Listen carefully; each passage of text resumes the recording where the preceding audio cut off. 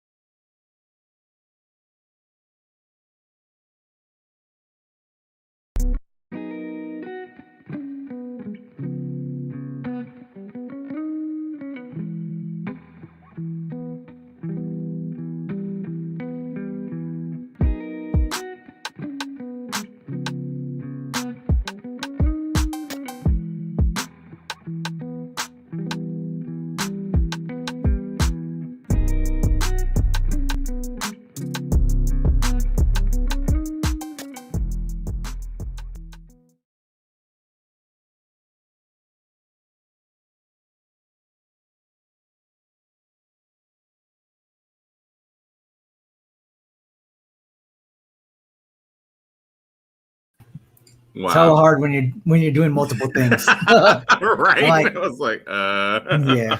Hey, what up, everyone? Hey, what's going on, what's J-Mix? up? Neil's the one. What's happening? Yes. What up, guys?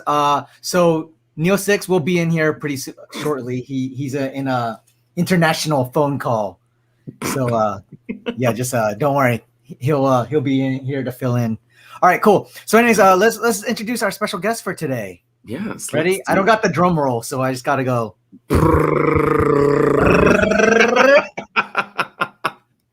Diva929. Hey, there she is. What There is she is. happening? Hi, guys. How you What's doing? up? How you doing? I'm good. Thank you for having me. Oh, Yes, thank you for coming being on. here. Yeah. I know we got much to talk about because Oh, speaking one of of, our people. I have my notebook. Oh, no. Oh, no. So if y'all didn't tune into the Amani Experience dating show, our boy Marcus was on it. So Yes, there's I much was. questions to ask. And a shout out real quick, Tanya, California, DJ Hey, Prodigy, the Taskmaster master. My What's brother. up, MG Dose? Finally, What up? Yes, thanks for the So, follow, yeah. MG Dose. Yes, thanks for the follow. MG Dose, my sis. Yeah. What's So it's gonna be a very fun. We might be able to do some replay. I'm trying to convert the video right now. If you have the time code, I can kind of try to locate it, but we'll see. Uh-oh. All right, here we go. Uh-oh. All right, cool. So like how we like doing this, we like priming things with a little video. I know things are starting to open up. Wait, what are you laughing at? Tanya, she goes, don't mind me. I took 4 pages of notes. Oh yes, love it. I did. Oh, yes. There you go. Oh, you're on the spot, Marcus. You're gonna be on the spot. Oh, man. Okay, so as everyone knows, things are starting to open up. But just want to have a little, I guess, semi-retrospective, kind of look back. I think things are still a little iffy, but they did this thing about what dating during the coronavirus pandemic looks like, and this is filmed in April of last year. So let's just kind of look back a little bit. Here you go. Check it out. Boom, boom, boom. That's it. Whoops. Here you go. Wow. And so I thought that was interesting because, I mean, it's crazy. This is a year ago. A lot has happened in a year. And I remember people talking early on about like Zoom dates and we talked to you, Marcus, about Zoom dates and all that stuff. And Yeah. obviously now things are a lot different because I know in Tanya's, I think she had one of her streams was about vaxxed and waxed, right? Now it's like, amidst the pandemic, right? It's like, oh, do you ask people, hey, are you vaccinated? Let me see your your vaccine card, and how to navigate that in the dating world. You know what I mean? So Do you ask people to see their flu shot cards? Right. Like, Do no. you ask people for their Tdap vaccination? That's very true. I'm just saying, you're going to have to, yes, be smart and be safe, right? Yeah. But if I got to flash my vax card to go on a date with you, we ain't having sex yet. We ain't even had a cup of coffee. We might not be sitting 3 feet from each other. Yeah. That's a problem. Yeah. Okay. 100% agree. All right. Just being smart about it. And there's so many reasons why some people may or may not have been vaccinated, right? Or may not have done it yet. There's so many factors that come into play, unfortunately, when you're dealing with people. Mm-hmm. You know what I mean? And there's reasons for it. And guess who's the person that's at risk more than anything? The person that's not vaccinated. Yeah, true. Very true. Right. Very true. True story. What's up, DJ Stress? Like you said, there's all kinds of reasons as to why not. Coffee. That's my bro right there. Hi, guys. What up? Thanks for the follow, Margulis. What's up? That's Margulis, that name. That's cool. Yeah. It's my people. Yeah, it's all your people that came to hang out. All right. So another thing that's kind of happened earlier this week. If you guys saw, Avengers Campus opened up. Yes. And I did see. some people have been posting videos, right? Me. And did you go? No, I've been reposting other people's videos. Oh, yeah, right. But yeah, it looks wild, right? Like if you guys can tell that, there's a whole lot of new merch coming out. And then, people have been shooting this whole animatronic we've been talking about. I'm making plans to go. It looks hella sick, dude. I gotta go. I said I was gonna try to wait, and I'm really trying to hold out to where they lift some of these mask restrictions so it's comfortable. Because the hotter it gets out here, I'm not trying to wear a mask. It's not gonna be okay for me for 2 reasons. So, one, this face is not. It's too sensitive, and I break out too easy with the sweat and the heat. And then the other is I have a mild case of asthma, so being covered for a whole long time with certain things, it's like it's no bueno. So, yeah, I'm waiting until they reinstate the AP program because I'm not down to spend $200 for one visit and that's it. So I don't think they're going to do it for a while, though. I was AP too. I was very upset that they took it from us. Yeah. I keep hearing that, but yeah, I'm like I said, the opening of the campus, I'm leaning more towards spending the money, but I'm still just like, let's go. Hey. Let's go. I gotta go experience it before the kids do anyway. Let's go. Oh, well, in that case. So, let us know in the chat if any of y'all have hit up Avengers Campus yet, and let us know what you thought of it. I know we know a lot of us have a mutual friend that works there that has already, of course, which I'm kind of jealous about. So I'm waiting to hear his feedback on it, but he's not here. He might pop up later, though. You guys have seen, who it is. Yeah. I actually want to try to bring him on next week to talk about what up, Quasi-Man Disco? Quasi! Hey. Whatchamacallit? I forgot what I was saying, but we're actually trying to bring him on to talk about obsessive Disney fans to comment on that. Whoa! That'll be a whole nother show. That'll be a whole nother show. All right. Okay. So moving on. Do I qualify for that? Because I don't know. That's what I'm saying. Be careful as how we're choosing to define. Right. I'm sure there's crazier people than. Look. What do we mean? Oh, okay. Never mind. I'll keep quiet. All right. So if y'all know about the NFT non-fungible tokens, so I guess there's this old video, Charlie Bit Me. I remember this video. So if you guys don't know about non-fungible tokens, it's about how do you explain it again? It's basically like digital files, right? That basically people are buying it for crazy amounts of money. So literally this one sold for Charlie Bit Me sold for $760,000 on Sunday. Though? And here, check this out though. The person who bought it is like, oh, just keep the video on YouTube. It's like, it doesn't make any sense. But why would you buy it? Say what again? So the whole point of a non-fungible token is like it's this file that supposedly it's tied to kind of crypto, kind of where it has like this exclusive like key to it. So it tells people that, oh, this is the only file, whatever that is connected to it. And so basically people are bidding for this, but the weird thing is like, well, if it's like artwork to you, why would you want it to be out there where people can watch it on YouTube, whereas you can, I don't know. Well, not only just watch it, but you can download it. Yeah. Right. Yeah. Exactly. So, but still, I mean, unless whoever purchased it is the parent of Charlie and his older brother, why would you buy that? Right. If like, you're not, what is the value? What's the value? Like, good question, Marcus. Good question. Like I said, if it's Charlie and his older brother's parents, okay, and you just got money to burn, okay. But I remember that video. That's confusing. It's crazy. I mean, it's ridiculous. What I'm like, dude, give me some money.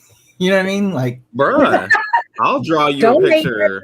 Yeah, right. I'll make you a video for you. Right? You can give me just the 61,000, and I'll make you a video. Like that part. Send Charlie to college or something. I don't know. Make maybe y'all should make something. Make something and sell it. Man. All right. Yeah, that's crazy. So that's that in the NFT world. Another thing I don't know if y'all have heard, but Namor is rumored to be in Black Panther 2. Did y'all hear about this? Heard about it, yes. But we hear about a lot of supposed characters that will pop up, and then next thing you know, Marvel's like, no. Or they have to revamp because there's a big old controversy about it. So who's Namor? Namor, sorry, yeah. All right, go ahead if you want to tell him, Diva. No, go ahead. Namor is basically the Marvel's version of what's his face? I can't even think of Aquaman. Oh, Marvel's version of Aquaman, yeah. So he's not a huge character, but he's not as big. He's been known for bringing these smaller characters out, which is great because they're giving more depth to their character, and I like that. As far as their content, because they're not focusing on the same ones anymore, and it just gives you more to work with, right?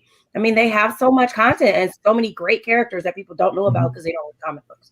Yeah, exactly. I mean, I'm still learning about characters. Let's be honest. Yep. Tanya California says wet Thor, but okay. So I heard this week. I heard this week. You didn't hear it from me. There might have been a source that I've heard that can kind of semi-confirm that it's a possibility that Namor will actually appear. That's all I can say. I'll just say makeup tests have happened. And yeah. Okay. So yeah. Okay. Yeah. This is why I like coming in here with you guys. Yeah. Well, the unofficial inside scoop. Yeah, you know how it is. I mean, living here in LA, Hollywood, right? We're so connected to other actors and people, and you just writers or whatever, and you just kind of find out about things. All right, here you go. Real quick. Tanya said she was just repeating what I said. What Marcus said. What I said, yes. Namor says Namor did start out as a villain in the comics, so I'll be glad if he is bad in Black Panther 2. Okay, there you go. Okay. Aha. So yeah. Fascinating. So that'll be dope. And it actually ties in well. I don't know if you remember sorry, this is kind of being nerdy because obviously I watched a lot of those videos, but they were saying there's a little rumbling about it, right? In Endgame, when they were like, when it was Michonne's character, the character who plays Michonne in Walking Dead. What's her name? Yeah. So they were having a report. They're having them report. What's been going on in the world? And it's like, there was something that happened in the Pacific Ocean or something like that. Yeah, it was like this small.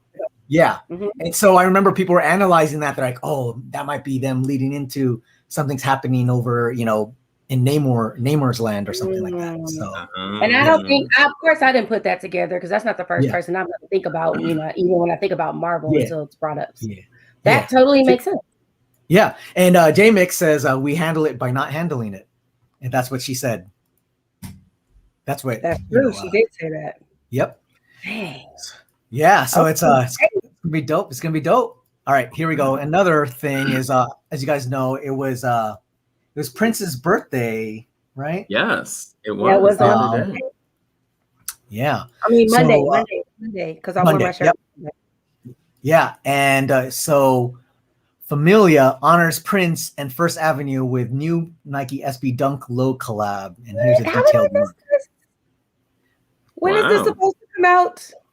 This is supposed to come out. Let's see. What in the SB Dunk Nike app torture is this? It's gonna. I'm not gonna get it. I'm not gonna be able to get them. I want them already. You're like already searching on your. I don't know. It doesn't say. Let's see. Release details are currently unknown.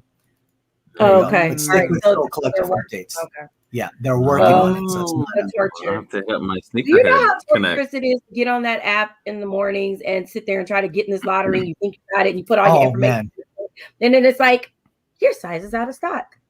Yep. Oh yeah. This is why I can't be on. Yep. Yeah. Yeah. So it looks dope though. So. Wow. I want them. I love. I have my sneaker peeks do that because, I ain't got time for all that. I'm not a hardcore sneakerhead, but see, when I like shoes, when I want something, I want them. So I got some joints, but it's a small amount for a reason. I'm not trying to go through that for every time. Right. Yeah. So I don't have to deal that with heels. I can get those. I just gotta pay. I mean, valid point. Make it complicated. It's almost as bad as trying to get to Comic-Con. Nah, man. Yeah, right? Yeah, that's real. Yeah. All right. Okay, next up, we got do you all know that Twitch is turned 10? It's 10 years old. Really? Now. Yeah. Wow. Yeah. So basically, I guess this article talks about it turning 10, and it's just talking about how the creators, like, as I guess we are called creators or streamers, that we should be in debt to them and all that stuff. Yeah. But basically it was exactly 10 years ago on June 6th, 2011. And I've mentioned this on previous streams. Twitch launched out of Justin TV because originally it was Justin TV.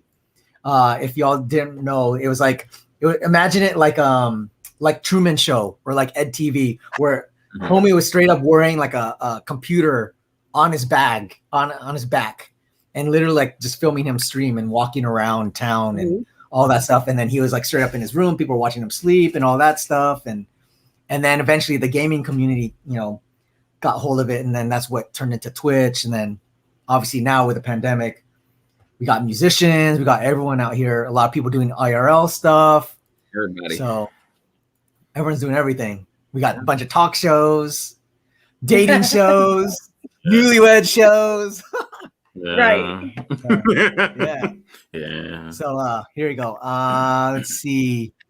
Tanya says in debt to them when they're making bank off us though. That's for real, right? What is it that off our subs they're making 50%? Are you serious? Yeah, and then off of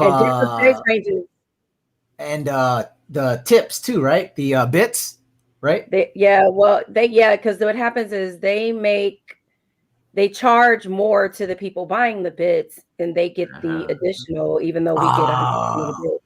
So what happens is that's why it costs more than what it actually is that they give out. But yeah, but that's why it's also cheaper if you do it through Amazon, like you do it on your computer or your desktop, as opposed to doing it on your phone. If you do it through mobile or your iPad, they pay more.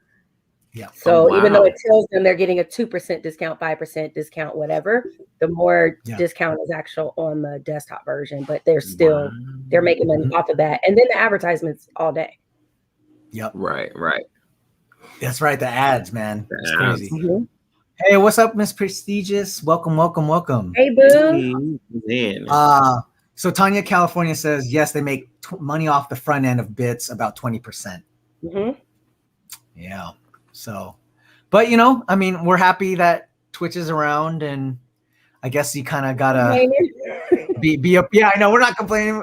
Like I've always mentioned, Twitch is like a public access television of our generation, right? Because it's like, where's the lie? I mean, like, we make programming, we do fun things on here, you know what I mean? So I'm not complaining. No, I'm not. Even if I didn't get any, type of monetary off of it, I probably would still do it just because I enjoy it. Like, that's just a bonus. It's the platform for me. But I understand that there are people who are, this is what they're doing to make a living at this point, because there are some people who, back then, of course, they lost their jobs. It was hard for DJs and whatnot. And that's why, I think it's great for that purpose, for them to be able to make that money and support their families, and they're putting that back into their content. And that I think that's dope for that reason. So it works out on both ends. Yep, definitely. It's just Vernon says we talk about toes on Twitch. Yes, we do. What's up, Vernon? I was waiting to see Marcus. Oh, we'll talk about that later. Was gonna. I know you didn't. Oh, yeah, we'll talk about that. All right. So happy birthday to Twitch. Crazy, 10 years.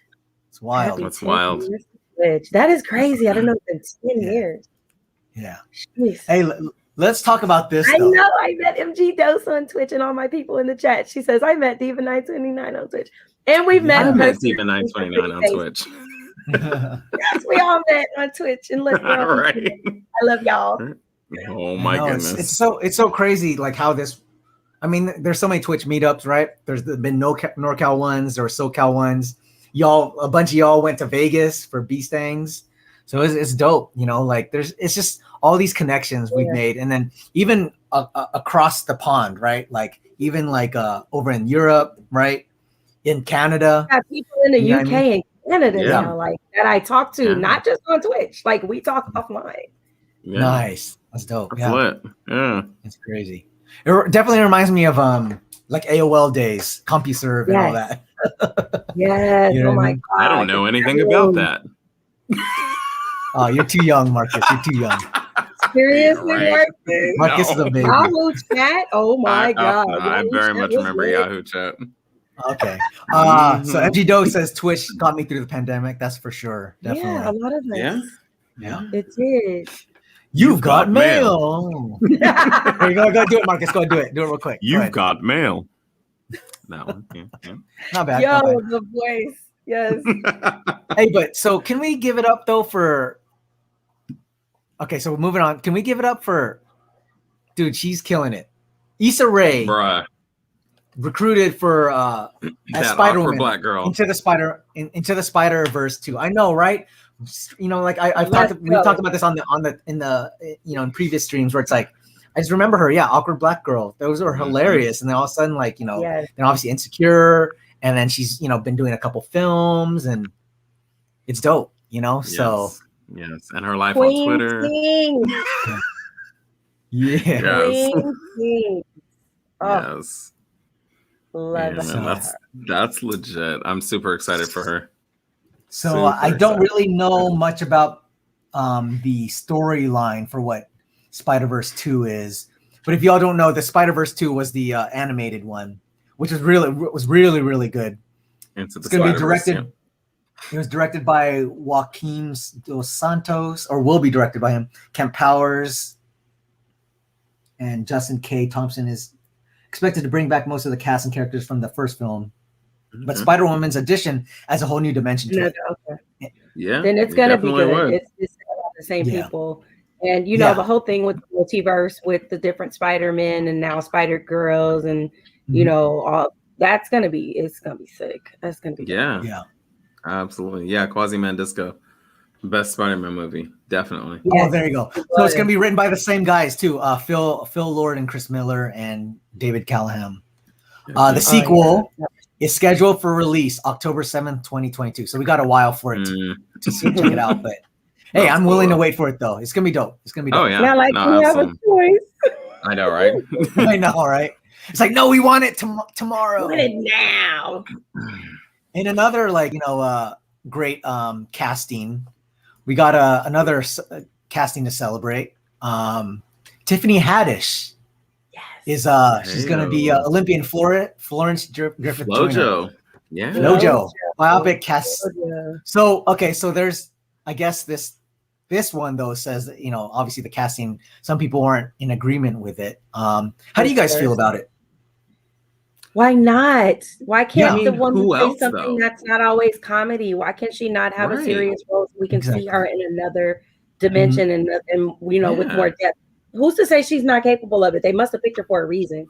Right. Yeah, and I mean, my thing is, who else though? Like, there's no one else that I can think of that I would say fits that role.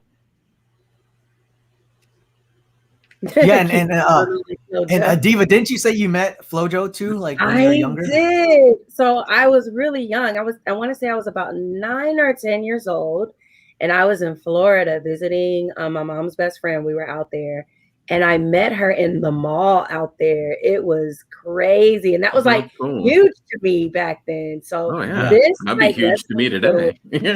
Yeah. Did you run track in back in high school or anything, or? Did I? Oh yeah. No. Oh no. No. No. But you want to hear something funny? They tried to recruit me for the track team for high school. So they do these trials in middle school. And they do them on like the last couple weeks of school, and they make us go through different things with different sports, because I guess they were low-key recruiting for high school. We didn't know this. We thought it was just stuff we had to do to pass class. So they tried to recruit me for track, but I really don't like to run. I can run. I have the form. I can sprint, but I was not trying to. That was not my thing. I'm a dancer my whole life. I can handle that. Dancing was it for me. I was not trying to add to it. I was already on a dance team and had things going on. So it was like, I don't want to run track and be running around in circles. I hated that. So no, I didn't. Super funny. Yeah, it is hilarious you asked that, because they tried and I was like, nope. I have a similar story actually with track. For me, I'm moderately fast, but I hate running. Absolutely hate it. And so for me in high school, I threw shot put and discus until I threw shot put and discus my freshman, sophomore, and junior years in high school. And the beginning of my senior year football season, the head track coach was also one of my football coaches. And so we were doing sprint drills for football, and it was, end of hell week. And they were like, all right, we're just going to do running drills. And the first person to make it across the field doesn't have to run, go home, is done with practice. So I was like, cool, let's get this over with. And so truth be told, I was actually the third fastest person at my school. And so third drill in, I was done with practice. And my coach was like, how come you aren't on the track team? And I'm like, I am on the track team. He's like, I ain't seen you out there in 3 years. I was like, yeah, I throw shot put and discus.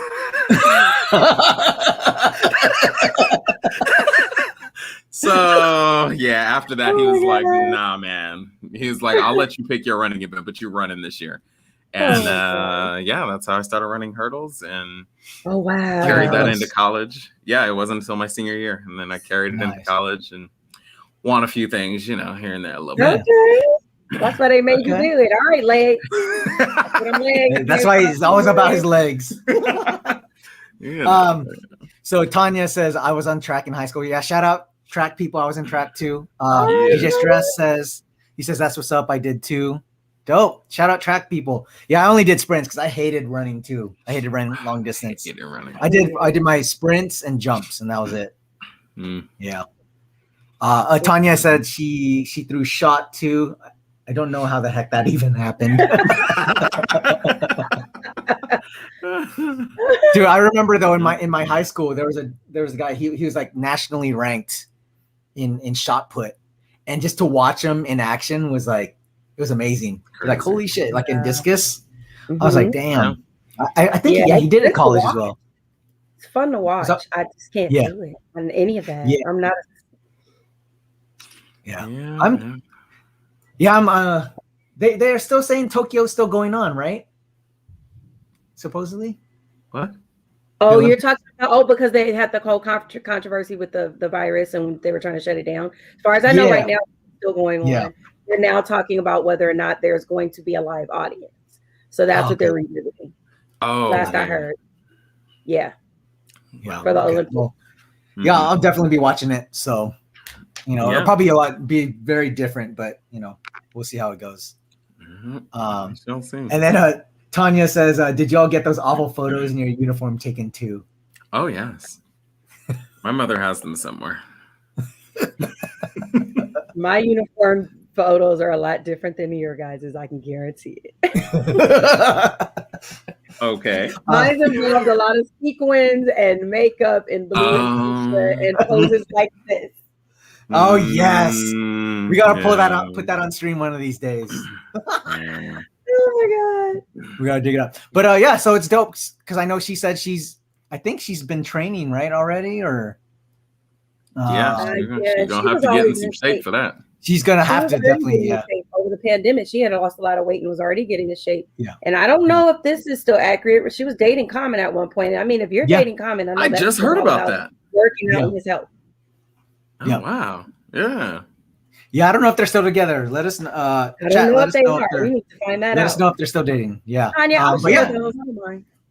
Yeah, but I think it's dope because like you kind of to your point, right, Diva? You know what? Like you had Jim Carrey who did a serious role. I forgot what role but he did well for it. And I think let him try to flex those creative muscles and see if they can do it. Right? Sometimes a box and typecast. Come on. Yeah. Exactly. Like, unless that's just what you want to do. If you want to stay in one lane, then you'll only accept those roles. But when you don't and you're going for other roles, then that's saying something. And I mean, if you end up being good at it, great on you. Right. Why are you trying to knock her? Let her do what she got to do. Absolutely. Exactly. I was going to say Kevin Hart is doing it. So, hey, why not? Yeah. That one. I'm looking forward to that one, though, for sure. Well, this isn't the first serious one he's done. No. What's the other one he did? He did the one with Bryan Cranston, guy in the wheelchair. That was Kevin Hart, right? That was Kevin Hart. Oh, wait, he was in the wheelchair. When Bryan Cranston was in the wheelchair. Oh, he was his friend. He was he was his friend. That's right. That's right. Oh, that was like that. That was that. Yeah. Wait, how was that one? It was actually really good. The Upside, yes, it was really good. Okay. Yes, that's what it's called. It was. I remember that movie. It was really good, actually. Yeah. Oh, okay. Yeah, that's what I'm saying. Like, it was a real good movie. Mm-hmm. Yeah. Nice. Okay. Yep. All right. So next up, we got any John Wick fans in here in the chat? So we got it was okay. All right, hold up. So we got Donnie Yen, martial arts master, is he's gonna be in the next John Wick, which is gonna be dope. Gotcha. So so anyways, John Wick's always been,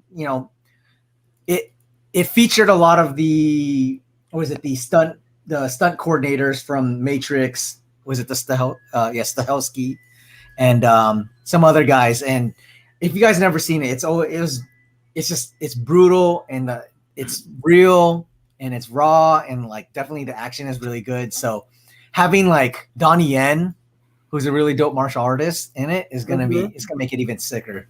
So I'm definitely looking forward to that. What else was? And this guy does not age. Ip Man. He was an Ip Man. Oh, Ip Man. Okay. Ip Man was sick. I was like, Ip Man was dope. And Ip Man too. Yeah. Yes. Yeah. And what else was he in? What else was he in? Oh, he was also in Rogue One. The forces with me. Yeah. Hey, but talk about not aging though. Homie, check out Homie. He's 57. Oh snap! No, is he really? Oh Yeah. snap! Okay. Yeah, he's been around for a minute, but Okay. Wow. he's still We can put him on still the doing zaddy his thing. list. Let's go. Yeah, so We gotta start a zaddy list, and he can be on it. Let's go. Let's go. Oh, that's right. Okay, so he was in Once Upon a Time in China 2, Hero, Highlander Endgame, Blade Hero. 2. Blade He 2. did fight choreography. What? Yeah.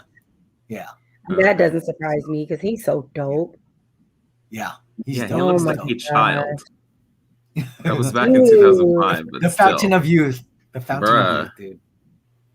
Yeah. Bruh. Oh That's man. amazing. So I know like John Wick is kind of going off in crazy directions, but hey, just to see dope action, I'm down for it. Right. know what I Always mean? does that. Yeah. All right, here we go.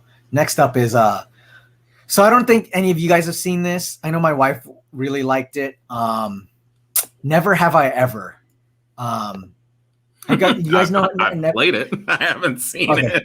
Okay, so Never Have I Ever was wasn't it executive produced by Mindy Kaling, I believe. Okay, I'm not knowing, but never watched it. I'm gonna have to check it out. Yeah, it's fun. It's like a little like what do you call it? Not tween, but you know that age level a comedy. Mhm. But you Yeah, know like it's great because it features a lot of people of color and stuff like that. Anyways, the actor, the main actress, she's gonna star in a Netflix romantic comedy, The Netherfield Girls. Probably another what do you call it? YA type of thing. Okay. Becca Gleason is No, no. writing and directing the contemporary Pride and Prejudice adaptation. Oh, okay. Yeah. That sounds okay, so the movie is described as a fresh and contemporary take on Pride and Prejudice in the spirit of the Emma Stone teen comedy Easy A and 10 Things I Hate About You. Mm-hmm. Good one. She'll portray Lizzie Bennet, the protagonist of Jane Austen's classic novel, who eventually discovers a man she thinks is Mr. Wrong and is in fact Mr. Right. Yeah. Right. You know. Age old tale. Right. Say yeah, exactly. Same old formula, but I think it's dope because you have Hey, put some color another in person there. of color. Let's Yeah. get it. Exactly. And ain't nothing wrong with that. Right. And I think we've talked about we'll lead into this a little later about that because there's some more stuff that came out about Simu Louis and the whole King's Convenience cast. So did we didn't address that yet, right? No. Okay, cool. All right, let me lead into that. Let's do this first. Let's celebrate all of the other things that are coming out. We'll hopefully cross our fingers for this one. As y'all know, Joe Coy. He's gonna headline a Filipino American sitcom that's in development. Key point in development at ABC. So we don't know if it's gonna get picked up. But the funny thing is, he's gonna be playing a nurse, and as you guys know, in a lot of his stand-up, he always makes fun of nurses. Yeah. So it's gonna be funny. Hopefully, I don't know, because you always have, as you guys know, like you always have these comedians trying to be actors. Yeah. He's gonna be playing Joseph. Joseph, yeah. Joseph. But so you have all these actors these comedians try to become actors, and sometimes it fails, like Christella or what is it? The one with what's his name? Is it Julio? Not Julio Iglesias. And anyways, another thing on Netflix. Bigger guy. You talking about Fluffy? I know you're called Fluffy. Yeah. That Gabriel Iglesias. Gabriel Iglesias. Yeah. There you go. But you have people like that. But then you also have the successful ones like Martin Lawrence, Chris. Did Chris Rock do? Kind of ish. Yeah, I guess. Well, he's behind Murphy. For everybody loves. Everybody hates Chris, but there's Damon Wayans. Yeah, Damon Wayans, obviously. Yeah, he did it. So it was quite a few people. Yeah. So we'll see. We'll see. I feel like lately, though, a lot of the comedians I've seen that have been trying to do TV shows or movies have been a lot of them been failures. So do you think it has anything to do with the fact that some of these people who are comedians that are popular now, like newer, have come from social media, like YouTube. True. I mean, look at Liza Kushko. Is that how you say her last name? Liza Koshy. I said Cusco. You know what? This tells you what I know. I just know the girl Liza, and she's always twerking in Target and doing some crazy stuff. And now she's all over TV. Mm-hmm. And I'm like, she has personality, but she really seems one-dimensional. But then I could be wrong. They could be giving her coaching and eventually, get her into something. But like, she's hosting shows now and all kinds of things that she's being picked up on. So, I mean, a lot of these people like are just like say naturally funny or just uberly silly to where they got so popular, right? That they got picked up because of their fan base on things like YouTube or streaming apps. And exactly, there's not the work behind it that a lot of the other ones did, going through groundlings and things of such like that from other places. Any type of acting or theater classes that some people do, or even just the old school circuit. Well, I wouldn't quite write them off, like that, because I don't know. I don't remember Liza's background, but I know she did some acting classes. Like she did some things that led into her, her social media stardom. That was where she definitely got popular.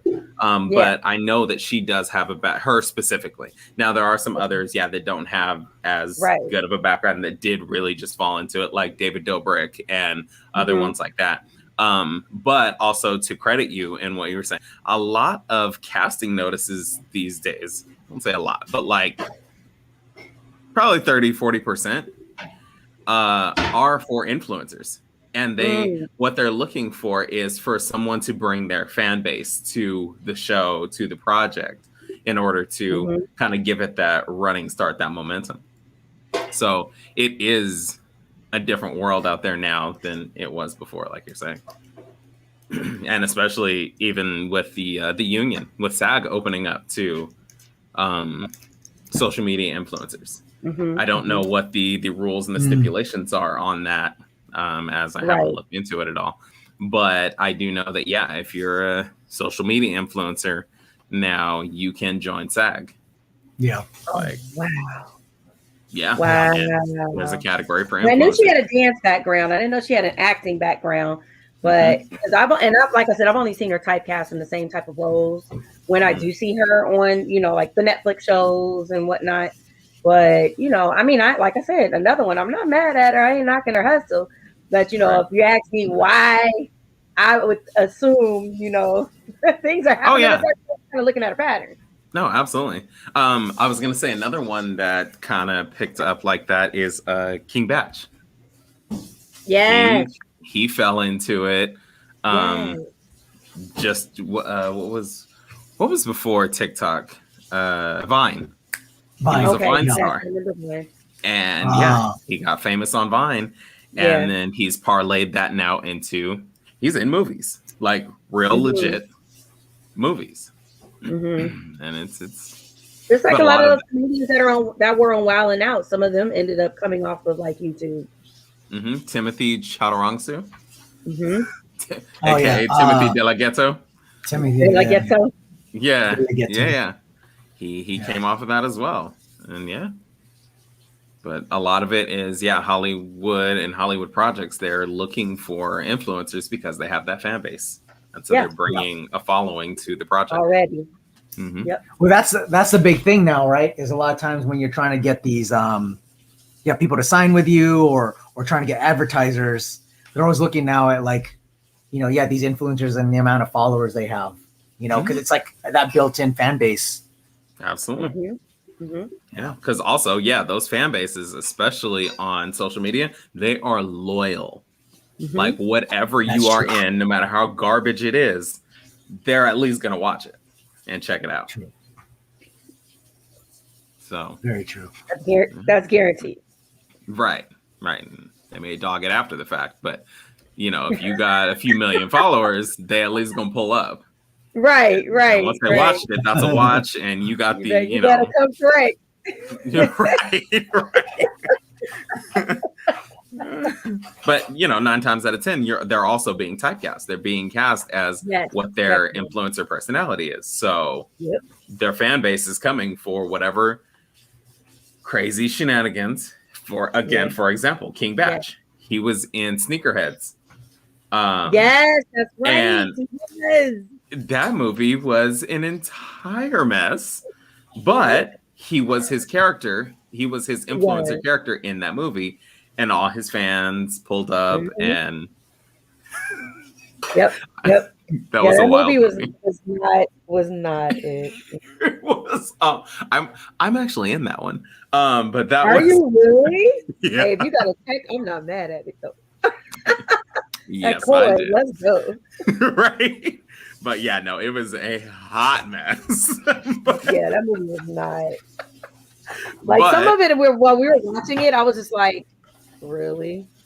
And he was just laughing at me. I was just like, really? Yeah, I definitely said that a few times going into it. I was just like, okay, all right, here we are. I mean, watch it for shits and giggles, guys. Right, absolutely. Like that. That's what it's. It might be even funnier if you watch it while you're high. I have heard that it is. Yes. I have heard that. Yes. Cool. Oh, man. Yeah. So we'll see what happens with Joseph. So speaking of, I guess people coming out to support things. We did show that we showed the trailer to this, and a lot of us are like, nah. But Fast and the Furious 9, or whatever the hell it's called, 200. F9 D5. Look, so it has now earned 198 million in China alone. I was gonna say, is it out yet? I didn't know it was out. Let's see. Wait, if it's in China, then that means I could bootleg it. Just kidding. Marcus, good. Right. Yeah. We'll talk offline. Yeah. So let me see. Let me see if it's out already. Fast, Furious. I don't think it's out yet because it's supposed to be out in theaters only. Oh yeah. Oh no, yeah. It's that's crazy then. Okay, yeah. So it's not till the 24th of June. Damn. This makes it of June. So this makes it even crazier. So it's already open, in China, and it's already made 198 mil. That's why they waited. It has a following. People are hardcore Fast and the Furious franchise. I know people who are. And when I heard it, I was like, My friend's like, I have to see it. That's my husband. Oh my God. I mean, I'm gonna see it just because I've seen all 42 before it. Yeah, me too. Because I watch it because the other ones were great. We're not great, but we're just fun for the comedy, sheer comedy. Right. But when we saw this trailer, it's like, oh my God, this is a disaster. I mean, I still don't think it could get worse than hanging onto a car and a helicopter. Did you not see this trailer though? Oh, I saw the trailer. Do we have to rewatch this trailer just to remind you? But no, don't get me wrong, it was bad, but like, ooh. I'm over it though. I've been over it. After about the third one, I think I was Hey, what's up, Chrissy Forums? Chrissy, my love bug. Hi. Thanks for the follow. Hey. Wait, okay, so tell us then, what is the last Fast movie you've seen? Me personally? No, Diva. Or we're talking about the chat. I want to say I saw the one with, was it The Rock? He was in it. Which one was that? Yeah. That was caught up, right? No, he was even before that one. He was in Fast 5. No, Fast 5 was the one he was in. The one, okay. Because they basically brought him. I thought it was the one where they were on the island with his family. Right. No. That was the second one he was in. The first one he was in was then he was hunting. He was hunting down Dominic Toretto. Jason. Yeah, Toretto. Oh, and Jason Statham. I don't know. Yeah. Was in that one too. Yeah, exactly. Okay, Yep. so the last one I saw was the one where they met his family on the island and they did the whole thing. Yeah, so that's the most recent one. That's the most recent one. I'm caught up because they came on cable, and I mean, if it was on and I was bored, I watched it. But I am not going to go to the theater and spend money anymore. I'm not going to do it. So here's a fascinating point. I don't think I've paid to see one since 4, maybe.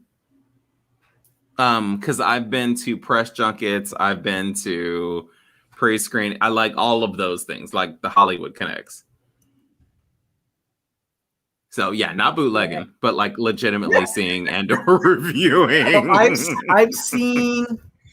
trying to remember now. I've seen Fast 5 in the theater, that's for sure. And then I've seen, I think, one other one. But yeah, definitely I don't watch them in theater, but they are a treat to watch in theater. Oh, it's the effects. The effects. Just for the effects. Yeah. Yes. All the crazy. And I'm not trying to spend the money for it. If I get free tickets and ladies and gentlemen, boys and girls, we got Neil a boy 6. Neil 6. Hey, what up? Hi, everybody. Hi, Neil. What up, Nels? The quadplex is complete. So in the chat, let us know if any of you guys are actually looking forward to seeing Fast 9. Wait, what? And if you have seen Fast 9. And then what did she say? Tanya I've never seen more than a clip. Oh, wow. I mean, Tanya, for the eye candy alone, I urge you to watch at least the first 4, maybe 5. Okay, wait. Hold up though, real quick. So when you say the first 5, are you referring to like the very, very first one with like Paul? No, Paul Walker. Yes. Yeah. Really? Yes. First 1 through 5. She said for eye candy alone. I lost my investment in it by the time he passed away. I'm not gonna lie. I like how they did the tribute at the end, and I'm not gonna lie, it probably hurt my heart a little. I did watch that one in the theater. That is the last one I saw in the actual theater. Yeah, and that one at the end, I'm not gonna lie, I teared up, and that I don't tear up very easily. So it was sad, dude. When he was like, it was kind of cool. And then with that song, dude. Yes. Yeah. Yes. That song just reminds me of that movie all the time. Yes. Without you. Yes. And then I heard they used his brother at the end, like or something. So they had to use his brother as like a stand-in. Yeah. And they basically put his face on him, and it's crazy. Crazy. Yeah. It was really sad. So Chrissy Form says, rest in peace, Paul Walker, you beautiful man. You beautiful man. Hey, Chrissy, come on, love bug. You already know. Okay, and J-Mix says, I think I've only watched the first Fast and Furious film in the theater. All the others waited until I was able to either bootleg or watch it. I gotta say, 5 and 6 are definitely worth the theater watch. They are though. See, that's what I'm saying. Like, the bank heist. The bank heist. I'd say 2, 3, and 4. I don't mind watching that at home, but 5 and 6 were definitely because it's Justin Lin. Justin Lin. 7, 7 was all right too, but yeah, like the 5 and 6 were definites for sure. So mood when I see Paul. Is that I'm gonna tell you now, Chrissy Forbes is a vibe. That is my girl right there. You guys, oh my God. Y'all need to get with Chrissy too. That's my boo. Wait, so Tanya, do we gotta show you the trailer? How said, okay, wait, so Diva, how do you think we can call Tanya to watch? How do we sell this to Tanya? How do we sell this to Tanya? You want me to sell this to Tanya? Did you not? What do we need? Or you could, okay, well, I will tell you, if nothing else, there's eye candy galore. There you go.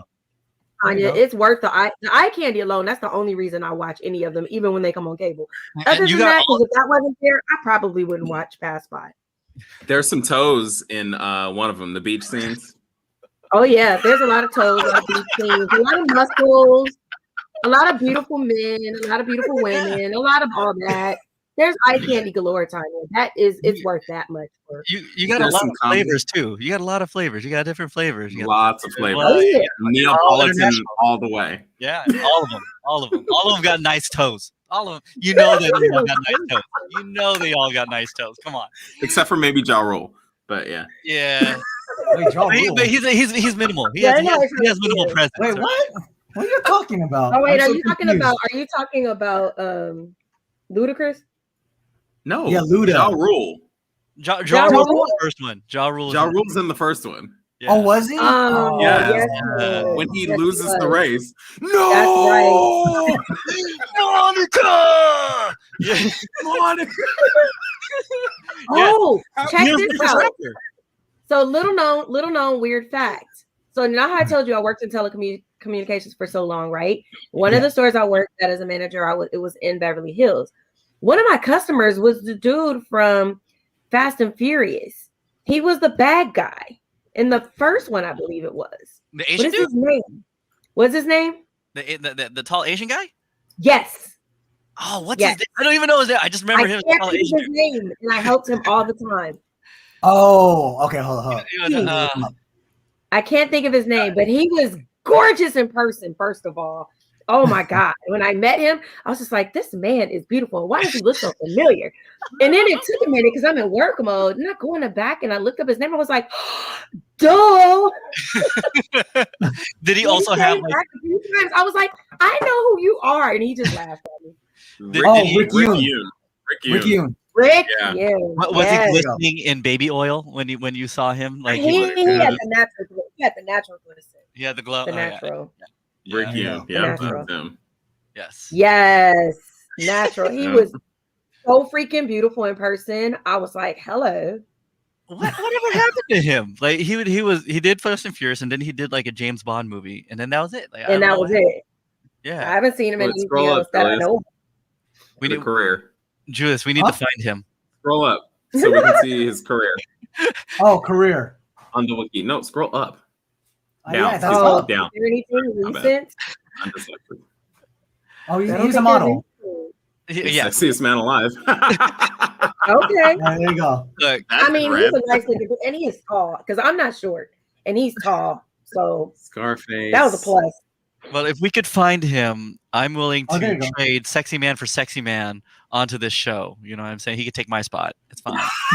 You know, I get it. You know, I want to share love.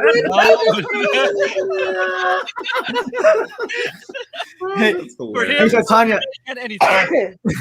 so Tanya says only if you host a stream of them. Maybe we should do a fast franchise stream. We were talking Well, about remember that. we were supposed to do the, what did we say? The It's the F this marathon. Yes. marathon. Yes, F this marathon. Oh, I Get don't know creative why- with the spelling. There you go. I don't know. Yeah, I don't know why Crazy Rich Asians got automated. Oh, it did? Wow. Yeah, I guess I don't so. know. It has the worst settings, especially Streamlabs. I think. Well, Okay. Yeah. So Tanya says up. I mean down. That's what she said. Ew. Pause. Hey-o. Ew. All right. Yeah. So Fast 9. I'm gonna check it out when it comes out on streaming. Yeah. Oh. I'm Yeah. I'm trying to go to our press junket for that one. There you go. All right. Let's see what else we got. Oh, this is kind of random. Let's see. I don't know what this was. Jason posted this in our Discord. Did you hear about this? I heard about What is this going on one. here? This one was Go ahead, hilarious. Marcus. Go talk about it, Marcus. Okay, so I guess it was, a 30-year-old woman. She posed as a high school student. She was trying to promote her Instagram by passing out flyers at a high school. And so how they found her was they found the flyer and then went to her Instagram and arrested her for trespassing at school. Oh, you idiot. She Wait, so does she's not trying to look like spread a the high brand? school student though. But I mean, like, did she put her fax number on? Like, bro, you're passing out a flyer to promote your Instagram. If that doesn't say Why? 30-year-old woman, I Well, why are don't you doing this at a school? well, she was trying to get young followers. Young followers. That Is this the- sounds is this the same creepy, one? and something is off. I'm just saying. Right? Where's the missing piece of this story? So she dressed up, wore a backpack, and carried a skateboard. I'm like, Something is off. 1990s. Why are you somebody's mama? Wait, what? Oh. Yeah, so they found her. Wow. Yeah, I don't know. People doing crazy shit, dumb stuff, basically. Yeah. Go to a mall. That's- You want to get young followers? Go to the mall. Go to a gamer Pass spot. out flyers. Go, or do something. Not on a freaking school campus where your kid goes to school. One, that's embarrassing. That's Right. first of all. And two, you're trespassing and pretending to be younger than you are. And people are supposed to be okay with that? It's a little creepy. You know what I'm saying? Like, You're Hey, promoting your own social media. Like, you didn't think you was gonna get caught? Like, Make it make sense for me, please. I have no idea. Me, Livy, what's up? Thanks for the follow. She says she gets Melly B. Oh, that's how you say it. Melly B. Melly There you go. B. She gets a You Big Dummy award for being an adult at a high school. dude, Thank you. Exactly. You she big doesn't dummy. look like a high schooler though. I- Like, that's the other thing. Some of these high schoolers don't look like high schoolers. Neil can pass for a high schooler. Whoa. You could. Can I? Yeah. Yes. Arguably. Baby face. Yes. Oh man. Yes. All right. I like Twitch appropriate. Is that fair? Yes. There Okay. you go. So I think this is actually a great segue. So here's a way that this girl can get more followers. So we can talk about this. I was waiting for Neil to come in so we can talk about this. Oh, jeez. Whoa. So as y'all know, hot tub streams are becoming a thing on Twitch now. Yes. They've because of that, they've created a category called I think it's called hot tubs, Hot tubs and pools, and and hot beach, Beaches, pools right? and beaches. Yeah. On beaches. And yeah, so the funny thing is, I guess they're trying to break up the categories or whatever, but I know one of the streamers was saying, or a couple of the streamers have said, it actually built, their following got even bigger because of the hot tub streams. Because okay. What are you doing when I go on vacation? say what it? I said, let me do one when I go on vacation. Right. No, it's crazy though. So if you guys have seen these hot tub streams, I mean, I was doing it for research. Okay, research. Sure you were. But research. they got thousands and thousands of people watching them, and they'll have like 1 million followers. I'm like, so I was saying, Marcus, you got to do a hot tub stream for us because we are gonna talk about Why your me? earlier You have a appearance on the backyard. dating show. No, because your appearance on the dating show, a lot of people were hopping onto your Insta, man. Yeah. So we're gonna talk about Say, this. why do you guys always throw Marcus out as the Mar report? Because people want Marcus. With that. The people want Marcus. my Let's be real. God. They're not here for me and Julius. They're here for Marcus. And they're here They for take it as tonight. a compliment, but we're Marcus. here for I'm just Marcus. saying, y'all crazy. Yeah, I'm like, y'all hey, do a hot tub stream. this is a good question though. Tanya says, "How many IG followers did you get tonight, Marcus?" I got 3. Oh, They're waiting for tomorrow morning to add. That's all that is. All of my friends that are in the chat now, follow Marcus on Instagram. yeah, there you go. Or OnlyFans, and if you're in that kind of thing. If you're into that kind of thing, he got Oh yeah, he has an OnlyFans.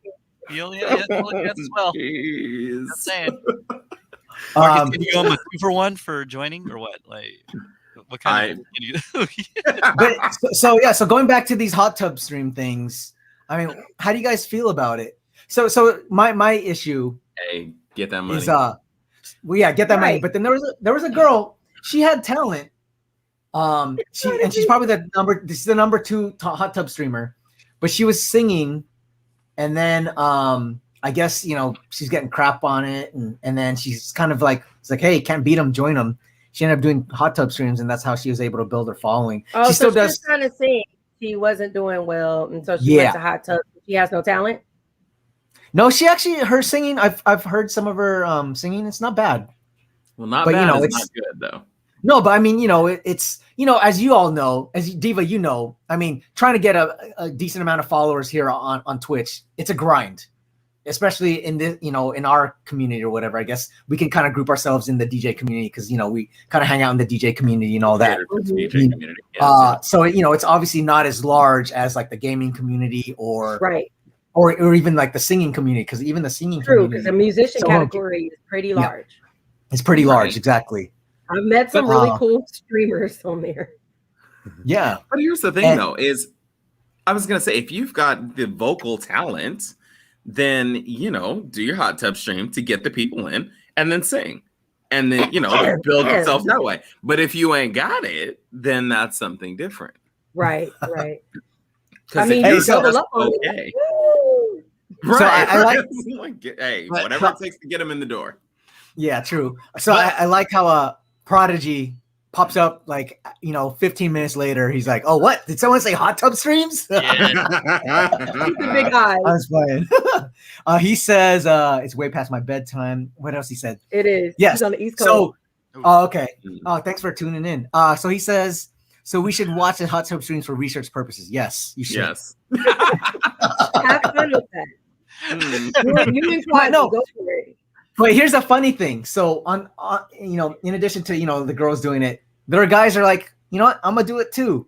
And there's guys doing like, you guys have seen them, like they'll kind of do research. Are they beautiful men or they're not? I mean, the one that you showed us before, Julius, is not a beautiful man. Yeah. Hold on, let me pull it up. Hey, give me till the end of summer. Oh, there it is. Hot Market Summer Fondue is going to be debuting at the end of the summer. Whatever it takes to get him in the door.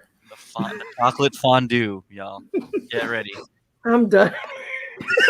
And then fondue after dark on OnlyFans. You know what I'm saying? Like, chat, get ready. Get ready, chat. That's gonna be a new category on OnlyFans. Hot tub stream. Oh my god, I didn't know. I can't find the guys on there. Chocolate fondue. Take a dip with me, y'all. Come on, Tanya. See? Come on, Tanya. See? Here. You're down with it? See? Oh my god, we would have lines for days. I'm gonna tell you right now. There you go. What kind of fruit do you like to dip in your chocolate fondue? All right. So here we go. So we're gonna show. Hey, it would be crazy. We're not gonna, you know. Are we gonna stream raid right now? Stream Jack? Oh yeah, we're so we got, so we have, you know, you'll have random dudes sometimes in here. Yeah, like this guy. Look at this guy. Look at this guy. This guy. He's calling it all stream. That's funny. That's just funny. Hilarious. I'm not mad at it. He's right. At all. Yeah, you know, does he got blindfold on? Like he got sunglasses. No, he's got sunglasses. Okay. What language is Yeah, that? You know, when you're in the hot tub. On his bed. I'm done. But he probably rocks out on that damn guitar. That's Brazil. I think that's Portuguese. Okay. But Crizzy, so no, a lot of these guys that are doing this, I don't think you want to actually check them out. But unless they we were across the gym, Chrissy. Well, you know, find that. They're usually I'm working on some things for some projects for this summer. So yeah, give me till the end. You know, so people are messing around too. They'll do like, oh, you know, Puppies Gone Wild. You know, everyone's just trying to get their way to, you know, get viewers. So wait, have you like seen the guy that snores? Say what again? I was saying, have you seen the guy that snores? No. There's a guy. There's one with a sleep cam and has like a gang of viewers all the time, and it's literally a looped video of. It's not always live of this dude sleep and snoring. It's ASMR. I thought like Twitch rules or whatever was you had to be aware. Him like is it on his face? You can see his face, and he's like just a baby cam. Sometimes you see his face, sometimes you don't. I would battle him. I would like to battle him. There's farms on here. There's all kinds of stuff on here. Oh yeah, it's a wild world. Yeah, this ASMR channel too. Ooh, I could do some ASMR. You could. What are you gonna do for ASMR? Yeah, Don't what do you? chew. Yeah, what do you do? You said Do not don't chew. Please don't chew. If you do the chewing, smacking weirdness, I'm done. I have like a slight misophonia. I cannot. Okay. Fair enough. Yeah. So, chocolate. so I guess this is new for Chrissy. Yeah, I cannot believe this is a Twitch category. Yep. So This basically is this category was introduced probably 2 weeks ago, I think. I could just breathe. Yeah, a couple weeks ago. Yeah, a couple weeks ago. Somebody else And did then Smell that from here. let's see. There you go. Quasi Man Disco says dad bod tub. Do it, Quasi. Do it. Quasi, you and DJ OE can do the dad bod tub. Who else is getting in there? Tanya. Yes, Women, and women Tanya. love that. So Tanya says hot chocolate fondue. Take a dip with me, y'all. Oh my gosh. Hot chocolate. So So yeah, hot chocolate fondue breath. Bruh. Wow.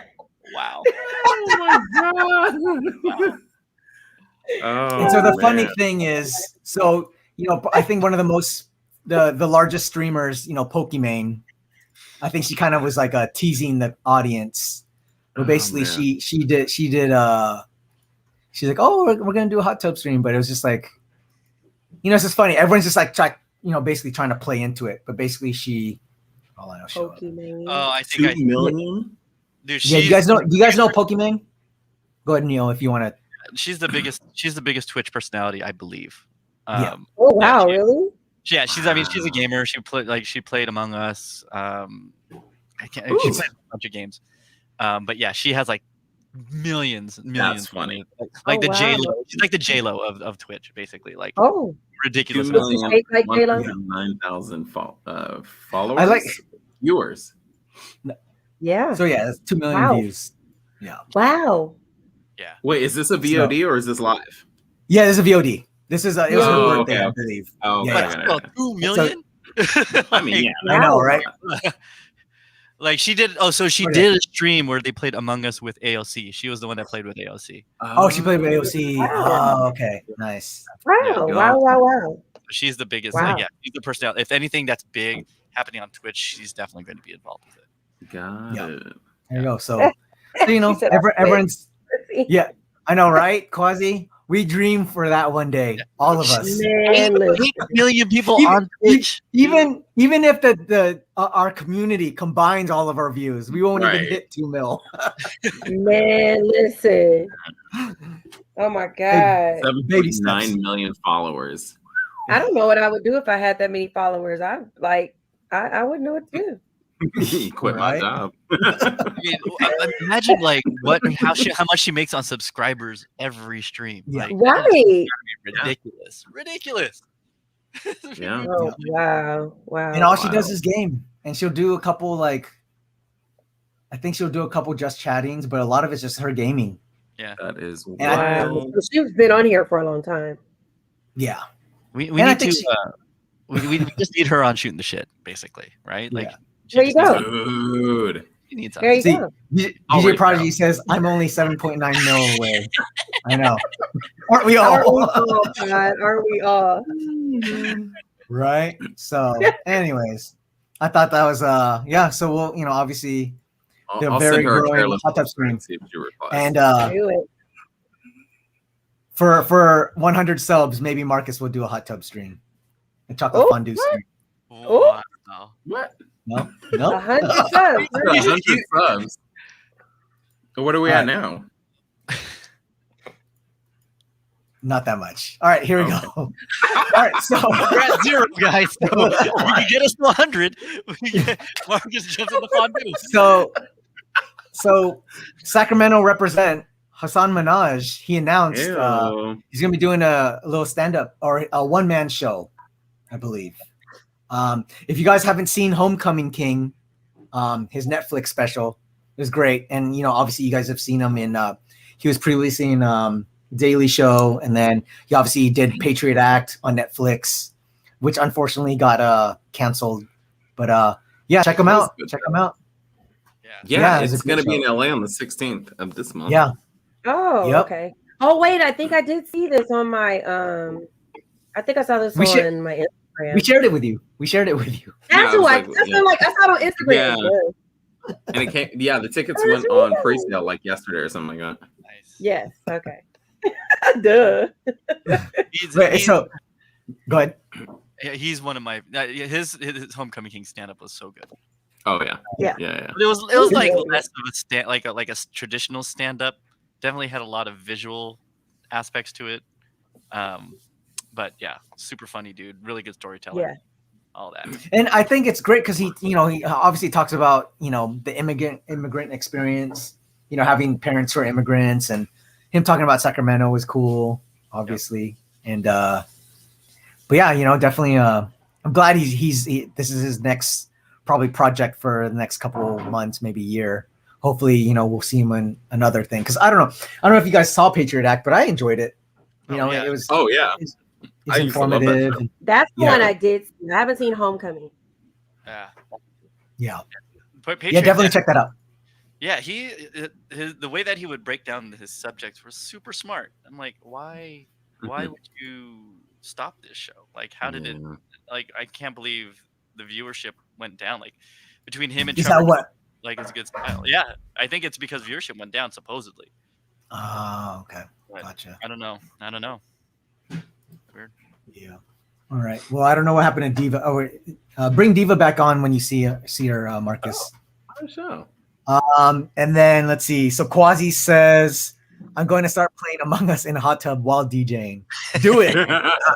Yes. But Tanya and says, do a dating show while doing it. Like, conduct a dating show while doing that too. That would yes. There you go. Yeah. All the things. Cool. And then Prodigy says, "I only have what us poor DJs call a bathtub." But that's the thing. So here's the funny thing: is if you guys see, sorry, go ahead, do it, Marcus. If you guys see a lot of these, they're not hot tubs; they're literally kiddie pools. Kiddie pools, yeah. Yes, it's hilarious. You're like, really? You calling that a hot tub?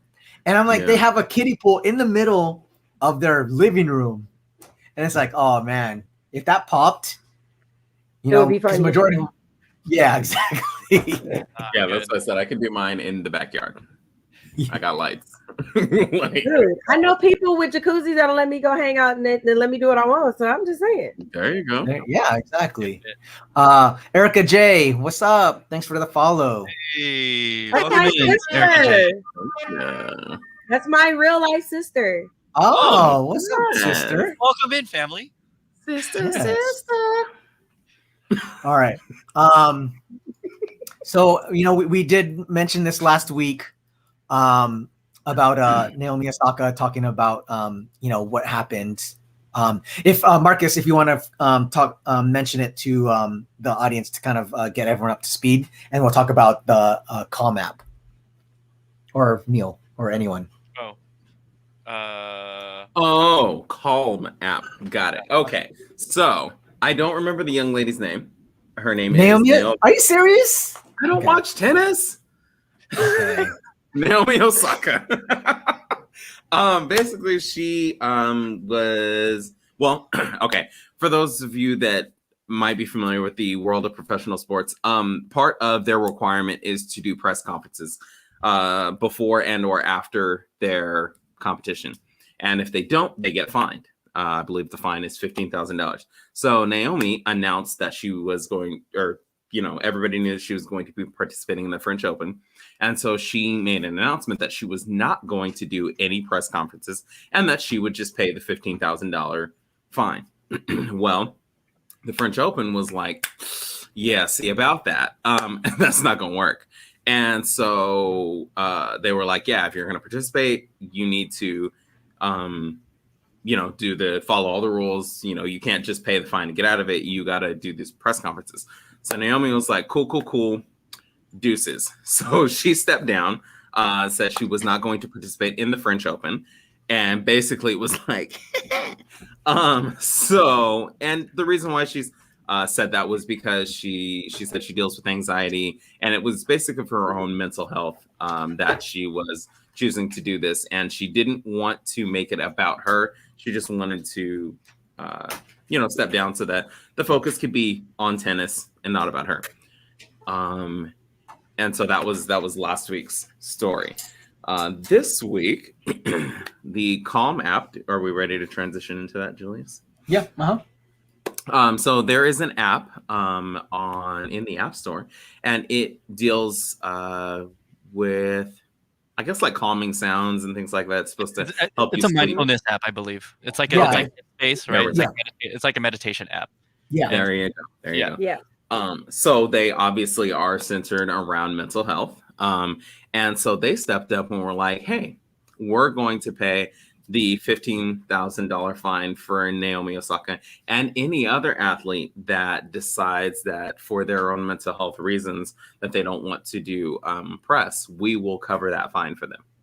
Mm-hmm. And so I was like, shout out to them. That is awesome. Because one of the comments that I had made last week was that I really hope that this sheds a light on that particular rule, because, there have been a lot of people that have been commenting that athletes have enough to worry about on their own, perfecting their craft, their sport, practicing, doing all these things, having to deal with social media and the public as a whole in general, but also to have to perform a press conference immediately following. Like, they come off the court or off the track or off of wherever and have to do an immediate press conference with reporters who are oftentimes asking asinine questions. That's just like, you're asking me about my performance that just ended moments ago. Like, look at the tapes. You watch the game just like I performed it. Like, what, really? You're trying to get these sound bites of me saying, whatever.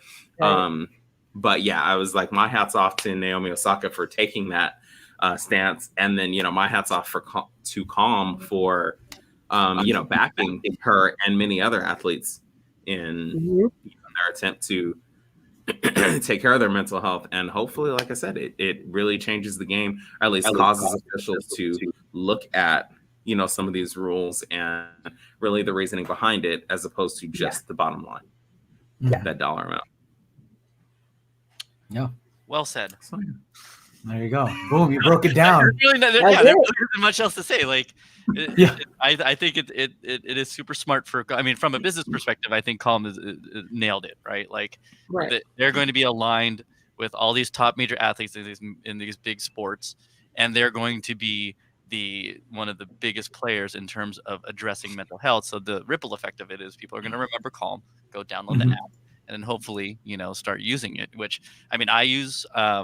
I use a competitor of theirs. I use Headspace. Headspace, yeah. And it's great. It has worked wonders, especially like when earlier in the pandemic when things were just kind of like crazy and needed a little bit of like meditation, something that guided me in meditation. I've been using that as help, right? And I'm not a professional athlete by any means who has to deal with answering to 10 million people for a press conference, right?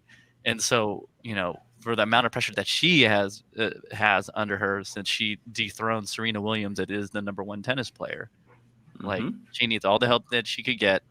Absolutely. And to your point, Marcus, like, she's getting she's taking care of herself, and hopefully this kind of has that ripple effect of helping others.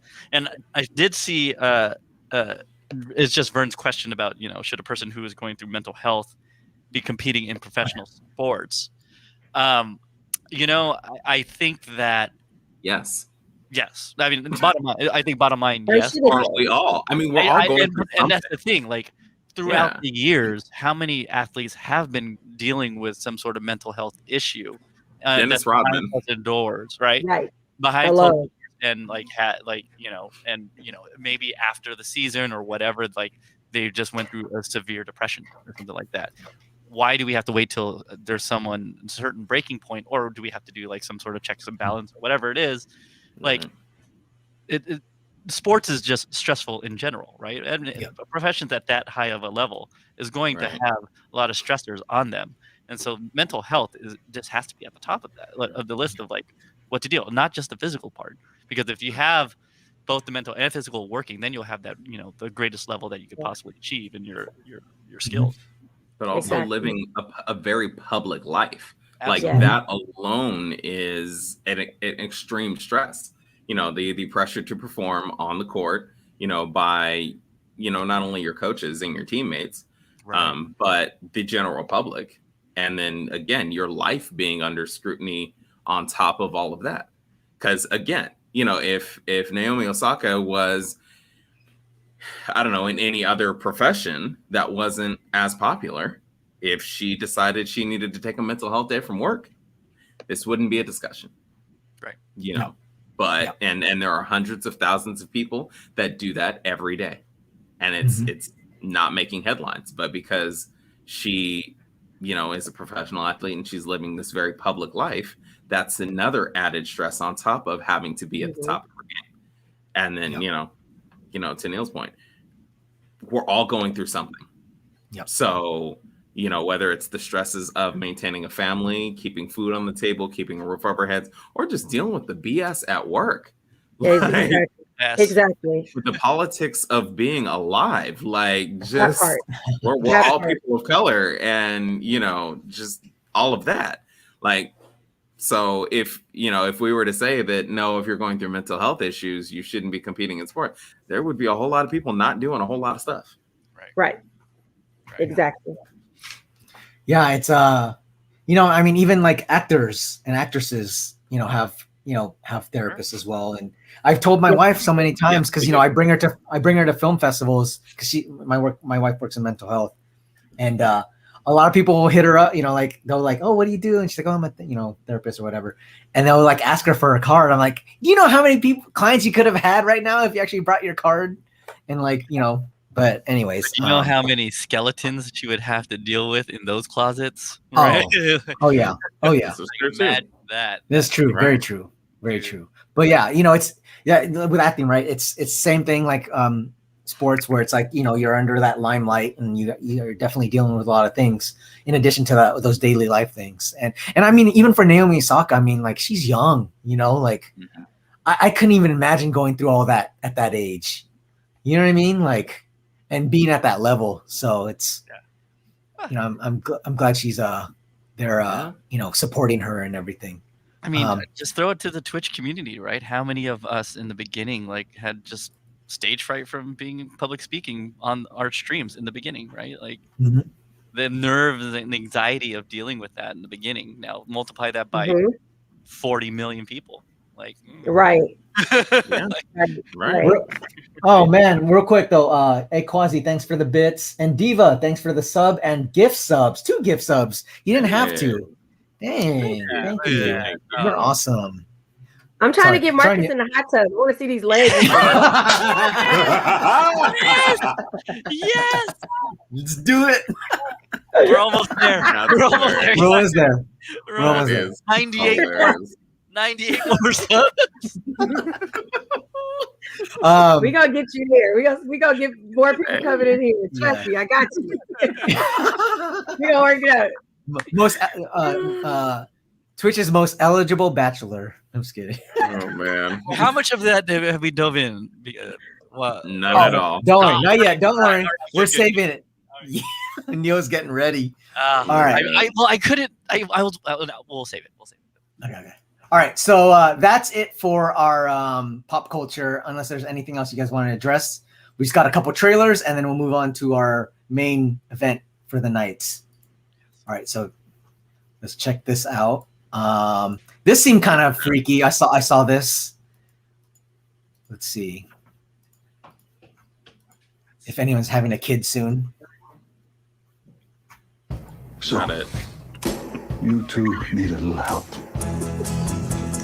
I will give you the best possible chance of getting pregnant.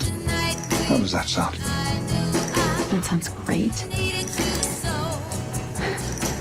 Am I going to be one of those women who has it all? My career, my kids, my old man by my side?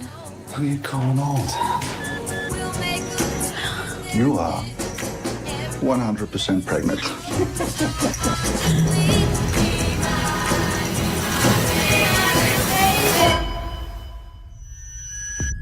Welcome to the family.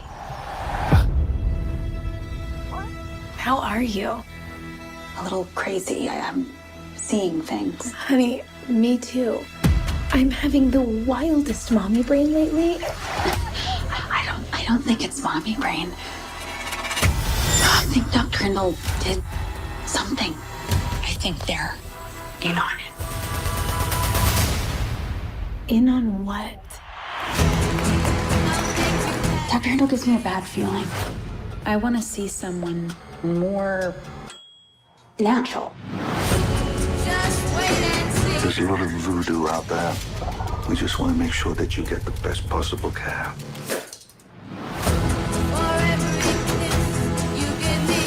Confront whatever it is that's blocking you from you. I'm not crazy. They're trying to make me think I'm crazy.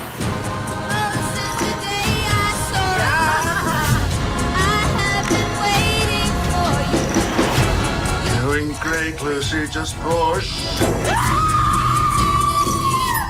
Hey, this pregnancy shit is no joke, right? Okay, it's really scary.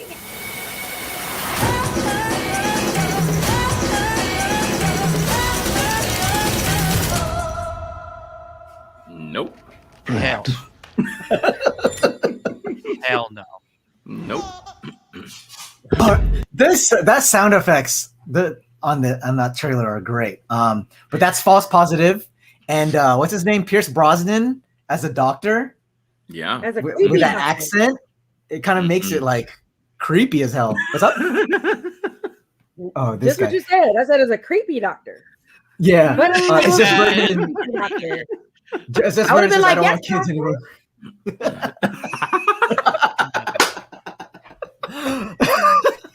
Quasi says A24 puts out the coolest, weirdest movies for sure. Yeah, that they do. Ozzy likes all the creepy, weirdo, scary stuff. That's your go-to guy for stuff like that. That's Oh, his I'm curious. Did he watch what is it? Them? Was it on Prime? I Let us still know. haven't watched that. I Okay. don't need to. Well, yeah, Quasi, let us know if you watched it and let us know what you thought. But he says watching this on day 1. Yeah. No. And the due date, June 25th. So no one's gonna watch it. I'm cool too. I'm not. I'm I'm gonna a. watch it. It looks interesting. I love Yeah. stuff like that. I mean, I'm I'm not not about a to good- have any more kids, so I'm good. Do you watch? Do you watch I'm done. Hulu's After Dark? They have like a series. It's very similar to Netflix's Black Mirror, Oh, but it's called After love Dark. Black Mirror. And Okay. A24 I puts, love and so it's Hulu's version of, and I think A24 puts out those as well. And, Oh, I gotta watch that. Oh, Yeah, I've been in 1 or 2 of those too. wow. I love Black Mirror. The Oh, only we one. got a I've been in is Black Mirror. celebrity. Yeah. I haven't Okay, seen Bandersnatch yet though. No, I haven't seen for Black Mirror, but I saw Oh, Bandersnatcher's okay. it Yeah. was The okay. concept- It was great. it was hyped Yeah, up. like the concept was interesting, Mm-hmm. but then the execution was kind of like, eh. Oh. So Quasi says, I just watched the first episode of them. I need to finish it. The first episode hooked me. Okay. Okay. I'm gonna watch it this week, Quasi. We're gonna Yeah, talk. there you go. All right, here we go. Here's our next one. I don't even know who is anyone subscribed to Paramount Plus? No, No. Yeah. I have So, a Fire Stick. but we can watch this to just enjoy it. Here you go. This is called Infinite. I just love how everyone's like, fuck gravity. Let's just, Right. That Okay. part. I tell people my sister moved. Why gravity? Why? Why? Yeah. Why do Right. that? Gravity's overrated. It's optional. Science. So there's actually one more trailer that I saw. So this one is called Reminiscence. It's from writer, director, producer Lisa Joy. If you guys don't know who Lisa Joy is, she helped. She's married to Christopher Nolan, and she helped. She's also kind of what's that? The Westworld. She helped kind of write Westworld, and it's going to be starring Hugh Jackman, Rebecca Ferguson, and of course Sandy Newton. So let's check it out. Ooh, Tandy Newton. Yeah. Love Tandy. Yes. I love Yes. Ooh. All right, here we go. You're going on a journey. A journey through memory. All you have to do is follow my voice. We're closed. I know, I'm sorry it's late. We have time for one more job.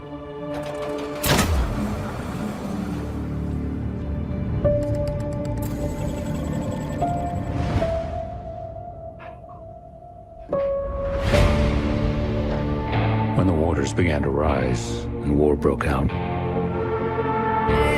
nostalgia became a way of life. There wasn't a lot to look forward to. So people began looking back.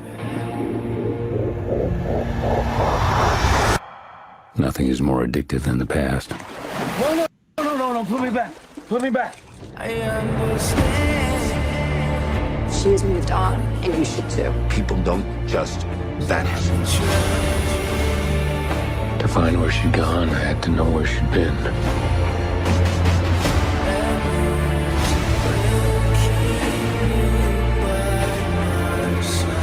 Was she running from the past?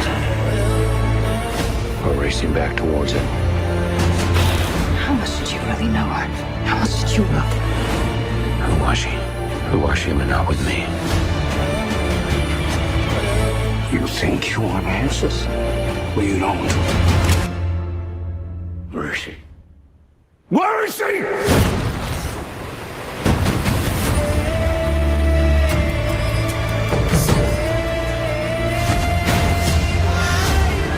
Arson, bribery, murder. People love their secrets. Don't go down this path. Stay here in this life.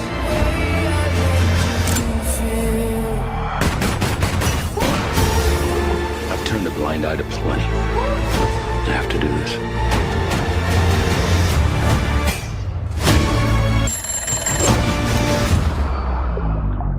That machine of yours, how close can you get before the illusion's broken?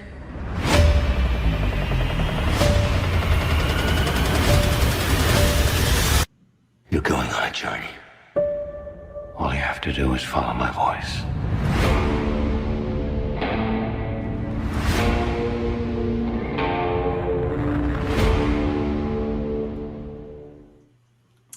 Well, okay. Yeah. That was like Wow. that was like Wolverine without the X-Men. Bruh. You know what I mean? Like taking out Wolverine all the meets X-Men Inception. actors of it, and it was like you take away its claws and stuff. I mean, it was pretty much a It similar. was that. True. Right? True story. Yeah, I'll still be Yeah. watching it. I have HBO Max. It's not like I'm paying extra. yeah. There you go. It looks Yeah, good. It right. looks interesting. It looks It like looks it. really yeah. good. Yeah, Oh, Yeah, did it it say looks it's going to be streaming as well? Let's see. Oh, yeah, huh? yeah. It looks like a good You movie. said and on, anything that says and on HBO Max, I'm like, okay. I'm Yeah, there. exactly. I'm like, good, we're good. Yeah. We'll see how long they do this. I'm curious. Like, I know they're starting to do it because I know some trailers we've seen where, like, for instance, Fast 9. Quiet Place 2, right? Oh, They're like, Quiet oh, Place, yeah. only in theaters or whatever. I'm curious when they're gonna actually not do that for any films anymore. You know? Well, definitely not This Dune, right? Dune is used to be on their streaming roster, and they took that out at the end of the year. Or no. Yeah. So True, at true. least that could be like the last marker. Ah, okay. True. Yeah. Mm. Awesome. All right. Okay. Let's do. Oh wait. Oh, where'd it go? Where'd it go? What you We'll get real serious real quick before we get to the fun, I guess. All right, here we go. Real quick. Okay. So, you know, I don't know if you guys saw this. So Kim's Convenience came out on Netflix. It's, you know, originally it's a BBC, right? BBC? Oh no, Canadian broadcast. CBC show. Yeah, it's a Canadian show, a Canadian Korean film or series. Hilarious. So it had the 4 seasons on Netflix, and then they just released their 5th season. And Simu Liu basically sent this huge like Facebook post, basically kind of talking about how bittersweet it was that it was on its last season of Kim's Convenience, because basically kind of talked about a lot of infighting and how they weren't notified of it being canceled, and just talking about how there wasn't enough diversity in the writers' room, and their gripes about I guess sometimes basically saying racist storylines, and then he also kind of went into a little the character arcs, right? And then he was kind of talking about also how, so that if you guys don't know, there's going to be a spin-off from Kim's Convenience, and unfortunately it's the non-Asian character, the one non-Asian character. Yeah, what's her name again? It's Shannon, but I don't Shannon. know her. Yeah, Shannon. No, so him talking about him being upset with that, and also even going to the point where he's like, even if they ask me to be on that show, he's like, I'm not gonna go on it. Yeah. And just talking about I guess there was infighting between some of the cast members, and him kind of apologizing for it, but basically it was a pretty like, whoa, you just put it all out there, dude. And then there was an article that came out with from a Canadian newspaper, basically kind of talking about, oh, he's coming off entitled and privileged. Here he is, this big Hollywood movie star, because obviously he's going to be in Shang-Chi, and just kind of talking about that. And then the mom, Ama, Jin Yoon, did a Twitter response basically saying like, no, I do remember like it not having enough, Korean writers, because basically the Canadian writer was basically saying like, oh, there were Asians in it, but then to his credit, a lot of them were South Asian, Indian writers, and basically Jin Yoon was saying that, hey, there weren't any Korean writers at all, right. And in order to kind of what's the point? Tell this, what's up, right? Yeah, exactly. No, I'm saying like, what's the point if like. Yeah. There's like no type of authenticity in there anywhere, no input. Yeah. So, and even to the point too, I think Simu was saying that he even wrote some scripts, and he was like telling him, like, hey, I want to know more about the process. And I think a lot of the writers kind of like shrugged him off, and him being disappointed at that as well. Yeah, he was saying that a lot of the cast, like they have they have experience, from being Korean, and those are the types of things that they wanted to get written in, and that they were very dismissive. A lot of the cast wanted to see their characters display more of like their true life experiences, right? And they never did, right? Like the characters kind of all remained the same throughout the entire series, right. And that's what one of the frustrations of Simu's was like, I'm not dimensional. There's no dimension. Right. I'm someone who doesn't aspire to get out of the car wash, so I get it. Mm-hmm. I'm glad that he aired it out, because like you don't hear this type of stuff usually when a show like ends. So the question though for you guys is, do you think this might kind of because obviously this industry can be very fickle, and people can be very quickly be labeled as difficult to work with and all that. Do you think this might hurt him in any way? I hope it doesn't, but the fact that he's already inked the deal with Marvel, I think that may strengthen the chances of it not happening to him not being blackballed. Because I'm sure that he probably would have been less loose-lipped if he hadn't already solidified that deal. Yeah, but because that's already that's a contract that's already signed. Even if they dismiss him and decide to go a different direction, they still have to pay him, his contract, and then that'll be, it'll be very public and very obvious what happened if they do that. So I don't think that would look very favorably upon the Mouse if they do that. Right. He's got to crush it though. I think if Shang-Chi does not do well, that's going to be. It's not going to go well for him, right? Then that'll be a problem. Right. He's got to crush this. But I think he will. I think he'll do fine in the role, and especially due to the amount of people that are going to go see it just out of fan loyalty. Yeah. I think he'll be okay. Yeah, and I Marvel's pretty smart. No, go ahead, Diva. I'm sorry. Right. Oh no, I was saying Marvel's pretty smart about picking their writers and trying to have, certain things fit the actors that they have to make them shine. Yeah. And I definitely give them kudos for that, because that's the reason why, their fan base is so widespread and why they can reach more of an audience than just their hardcore Marvel audience. Right. So, I think that it shouldn't be bad at all. And it definitely should play out in his favor. Yeah. And to me, like, I don't know, the Canadian writer said, like, was calling him a diva. I didn't see this post as a diva-like post compared to something like Constance Wu, right? When Constance Wu, and even then it wasn't really intended, but like I could certainly see how people interpreted that as a diva type of response, like, oh my god, I want the show to end, right? That was like basically what her sentiment was. But like this is like very much just clearing the air on what was going on from his perspective, and it needed to be said. These aren't just like lightly subjects to kind of glaze over. Like these are like serious things to discuss. No, and it makes sense to discuss it, because that's like saying I'm gonna go make a show about all white people and I'm gonna do all the writing for it. I'm not white. I have no experience. I'm not half white. I'm not part white.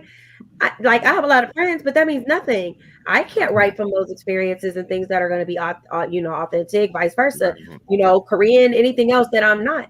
And so it doesn't make sense to have writers if you don't have anybody that represents that group that has any experiences to share. And you're not getting input from the actors at all to see how authentic something is or where something fits. Like, come on. I think the writers are responding to try and keep Hollywood as it's been for the last 100 years since its inception.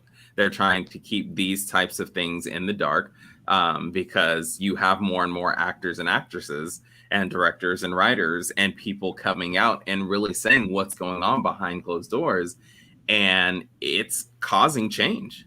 It's because now the public is being made aware of all of these things. And let's be real, it's our dollars that fund their paychecks. And so if we stand up and say, oh, okay, this is how you're going to be, then we will stop watching. We will start boycotting. We will start, making changes to our viewing, what we're viewing, what content we're consuming. And that's going to affect your bottom line. So if the writer comes out and says, oh, nah, he's just being diva, blah, blah, blah, and people buy it, then that secures their future versus Simu Lui, who's out here going, you know what? Nah, this stuff needs to change, and I'm about to put you on Front Street, and now you're going to have to deal with it. Yeah. Problem with being a diva. I see what you did there. We mean what we say. And we're honest about it and blunt about it. And sometimes things have to be put out there in order for things to happen. Otherwise, they don't. 100%. And that's just what it is. And if you have to be labeled a diva, whatever, because of it, wear it as a fucking badge of honor. Sorry, did I cuss? Can I cuss on here? Because I just. Oh yeah, go ahead. You can. Yeah. Okay, because I cuss a lot. I've been doing really good tonight, y'all. Yeah. No, do it. It's all good. We're all good now. We're you all can in the catch clear up now. on what you didn't cuss on before. Let's just catch up now. There you go. Oh, we haven't started talking to Marcus yet about this thing. So we'll So all right. So we're saving it for that. So yeah, that's it for our topics. So real quick, just Neil, get that music ready. Just real quick, just want to do a couple of quick announcements. So every Wednesday we do Shooting the Shit, basically where we talk about random topics, pop culture, dating, food, everything in between. It's every Wednesday, 8:30 p.m. Our hosts, actually that's not right. Choco Legs, Genio 6, myself, as well as a special guest. And then this Sunday we're doing our, like I've mentioned, our SIPnJAMs are bi-weekly now because I just need more time to plan. So our next guest is DJ Brother Reese, a Bay Area radio DJ. Used to spin, with Chuy Gomez and a whole bunch of other cats. I'm gonna hear his story. He's 30 years spinning in the game, so check him out. 7:30 to 8:30 is the DJ pre-show, and then 8:30 is his interview. Check that out. Awesome. All right. So Neil, are we ready? Yes, we are. Are we? Oh yes, we are. Oh man. Oh, Arn Bay just popped up in the right time. Oh man. What's up, Yo. Damn. Oh, damn. Welcome. Oh man. Oh. Oh, the cookie though.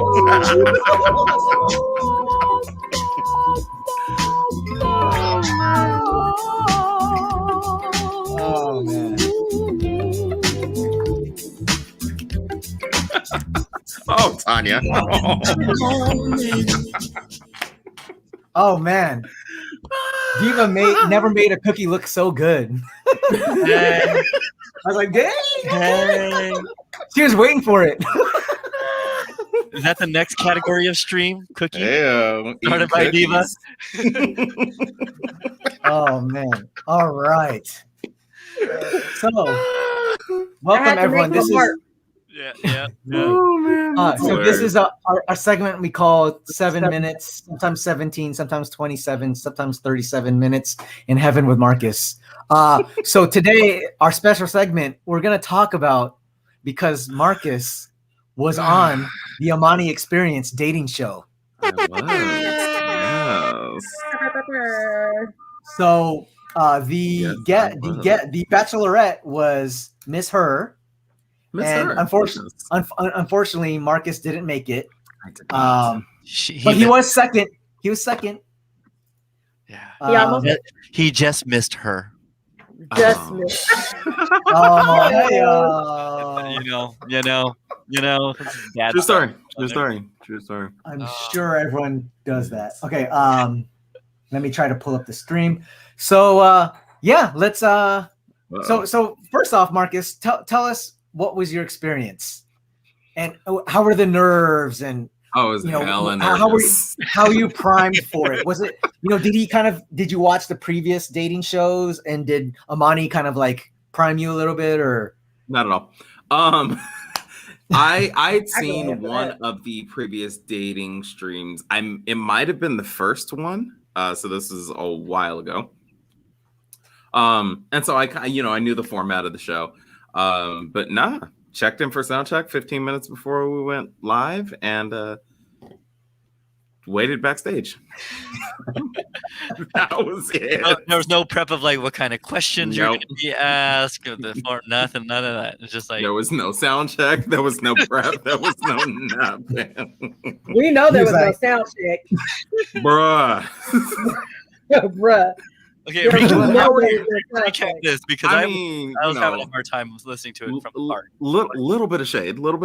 How you sitting behind a DJ table and I kind of this the whole time. Dang. Okay.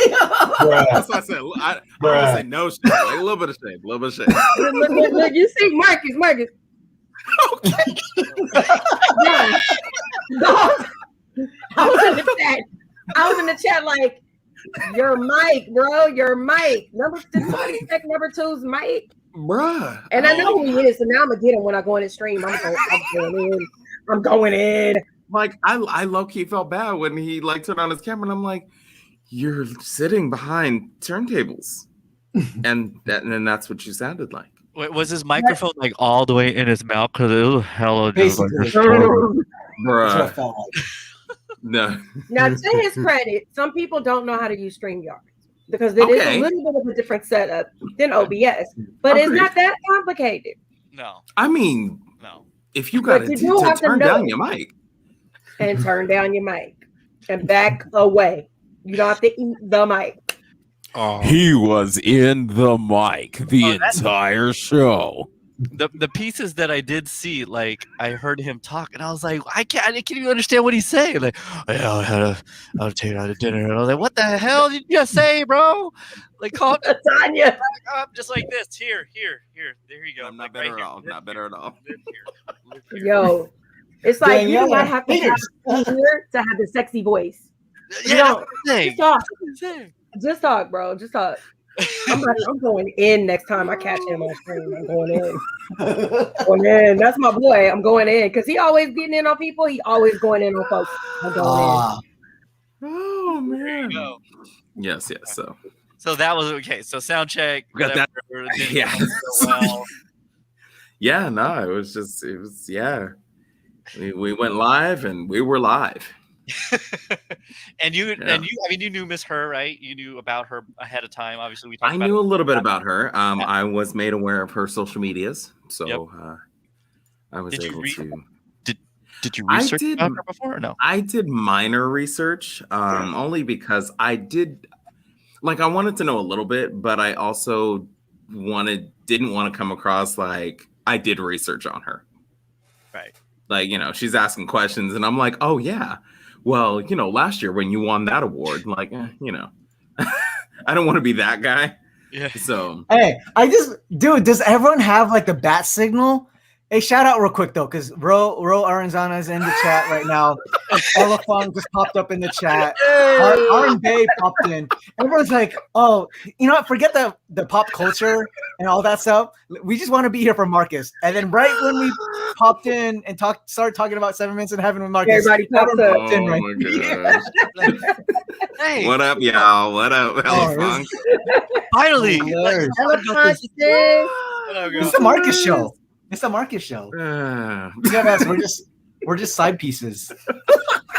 It's true. Decoration, literally. It's totally true. It's totally true. Right? Marcus Salad. Marcus Salad. Not Marcus Salad. I'm a crouton. Okay, I can make a dirty joke out of that, but I'm not going to right now. I'm going to save that one for later. Do it. Marcus toss salad, it was just there. No Marcus salad. Right there. Okay. So you said you were nervous, and it was a little, and just for people to know, in the chat, I don't know if you guys have heard this, but when we first started this show, this STS, I was like, hey Neil, hey Marcus, let's do this. And I think both of them were like, I don't know, like, or that you guys are shy about it, right? And Marcus calls himself an introvert. I'm like, really? Dude? I'm hella shy.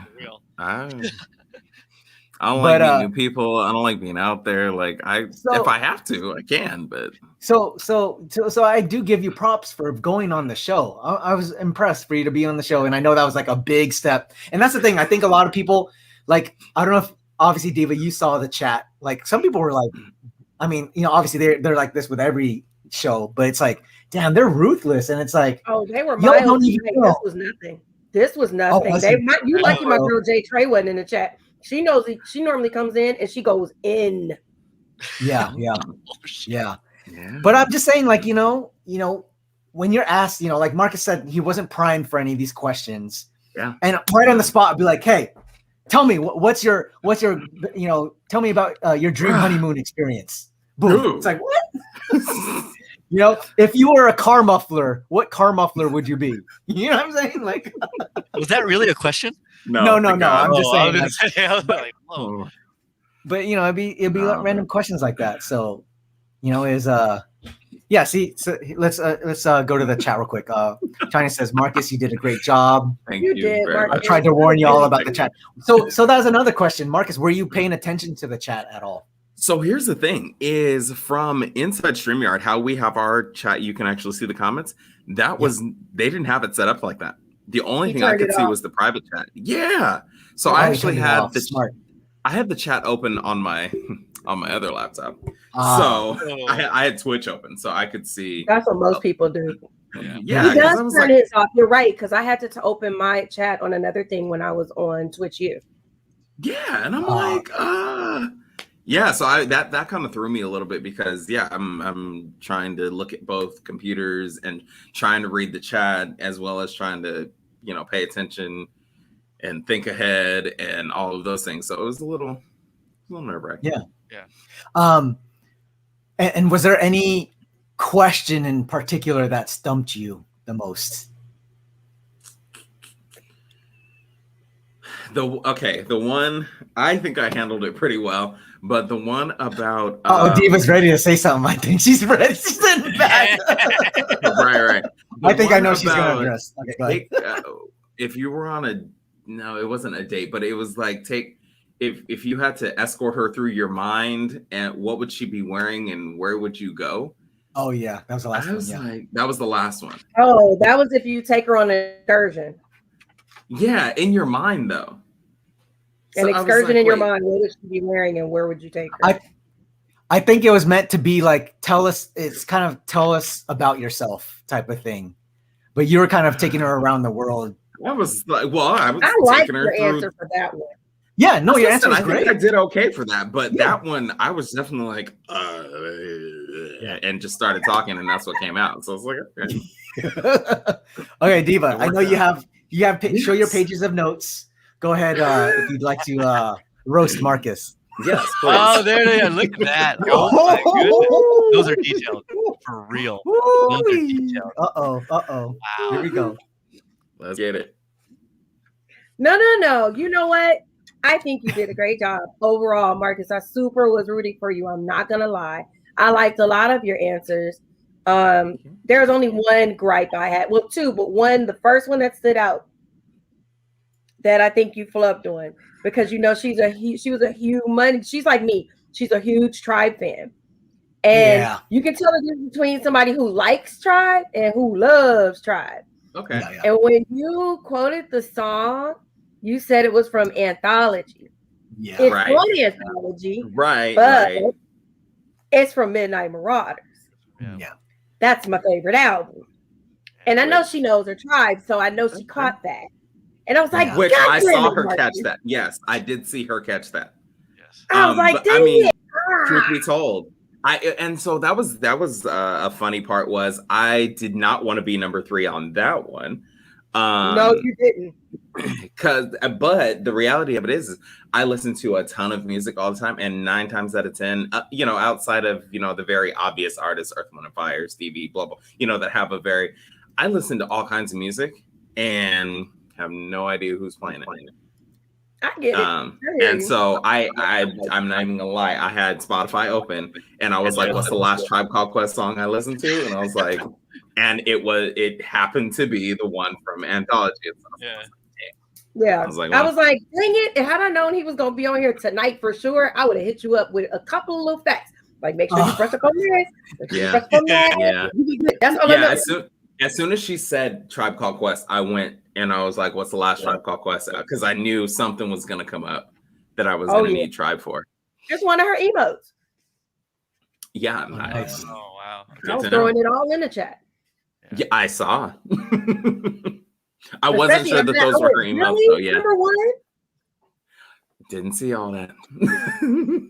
I was surprised by how she didn't know what hot water cornbread was. I was a little surprised by that as well. I was not surprised because of where she's from. She doesn't have a Southern background. That's something from down South a lot of people know about. Or you have people around you from down South.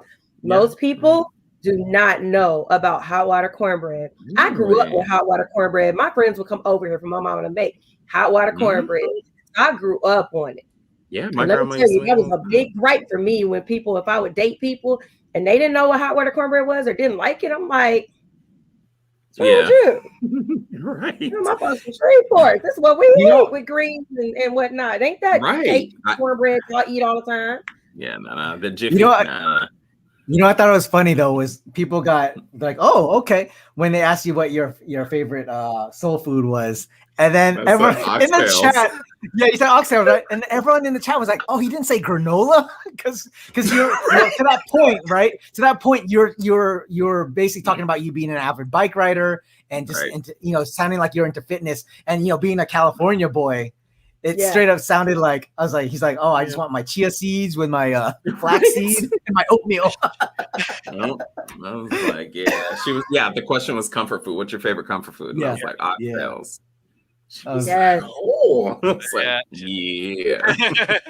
We can trade, Marcus. You make your lemon dessert situation for me. I'll make you some oxtails. I'm just saying.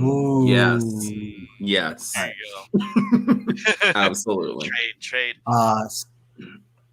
Hold on. I'm trying to go through. Is there anything in the chat we can point out? Oh, you gotta start selling. So everyone's talking about your chocolate legs. You have stamina. Oh, Yeah, you gotta start selling. Oh yeah, that's right. That comment, right? I was not about to start talking about Stamina. toes on the dating game. I was waiting on it. I was like, is he gonna bring up the toes? No. Well, especially when they started talking about like. Oh yeah, no, I wasn't gonna bring up toes. No. That is not a first date. That is not an introductory conversation. They talking about feet, and I'm in the chat like, yeah, nice feet. I wonder, nice feet are always great. I wanted you to be like, oh yeah, nice I definitely thought about it, but I was like, nah. Whoa. That's an ad. No, because they started talking about feet, and then I was surprised you didn't throw in there that you do like a good pedicure. So you know what, I was going to, but because I didn't talk about because the question was what's a turnoff, and both of them said bad feet, so they directed those follow-up questions about feet to them. Got it. Mm-hmm. So I didn't want to jump in because I was like, I don't know if that's my place to do so. And I also wasn't trying to jump in and steal an answer. So, steal time. So, I think you should have jumped in on that one. Yeah. Now, I wouldn't have talked about Toe Mafia, though. By the way, I'm part of Toe Mafia, and I've been getting compliments left and right on my feet. Now what? Oh man! No, actually, my got her attention in a whole other direction. It sure would have. Yeah. So Tanya, responding to that tour through your mind, she said that question was weird. Also, number 3 failed that one. You totally didn't, because she liked the fact that you were well traveled. She said that. Yeah. And R&B, this was a dating show stream on Twitch. I did post the VOD in the chat, so if you guys want to check it out, listen to Marcus's lovely voice. Chocolate Legs lovely voice. Yes, Elephant says you need to watch it, Stat. I saw quite a few guys in the chat in the room, so thanks for listening to Marcus. If you guys have for tuning in. So anyone in the chat, if you guys have some questions for Marcus about the dating game, definitely ask away. Hey, Chuck12, what up? Marcus be like, I want my acai bowl with granola. Hey, dude, acai and pataya bowl. That's what I'm on right now. I learned the hard way last week that you don't do toast stuff with Marcus right off the bat. Yes, Tanya did learn that. Right. Unfortunately. Talking about sticking toes in. No, get away from me. Don't lead with. So whatever you do, don't lead with toes. Yeah, don't lead with toes. That was funny. So get away from me. Let's see. I'll gently ask you to remove them. Yes. So Okay. Taking it all in, he can form an objective opinion at the end. This is a. I was like, what is that? Mad echo though. There's echoing. Yeah. How do I get rid of that echo? Oh, I know why it's popping up there. I was about to say, the browser open. So what? Yeah. What? Okay. Oh wait, no, you muted Diva. There she is. My bad. No, I did that. Oh, okay. My bad. Good. So go ahead, Neil. Did you? While JR's figuring that out, Marcus, what did you feel like your best answered? Which question did you feel the best at answering? Which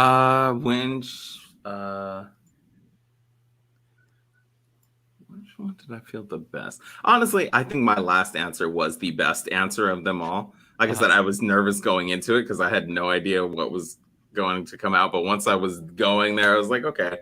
Yeah. I felt that one was my best answer of the night. Nice. I think you had 2 really, really good answers. Okay. I liked your answer. Of course, I think you definitely got her with the oxtails because nobody saw that coming. Right. And then there was another one that you answered I thought was really good. What was it?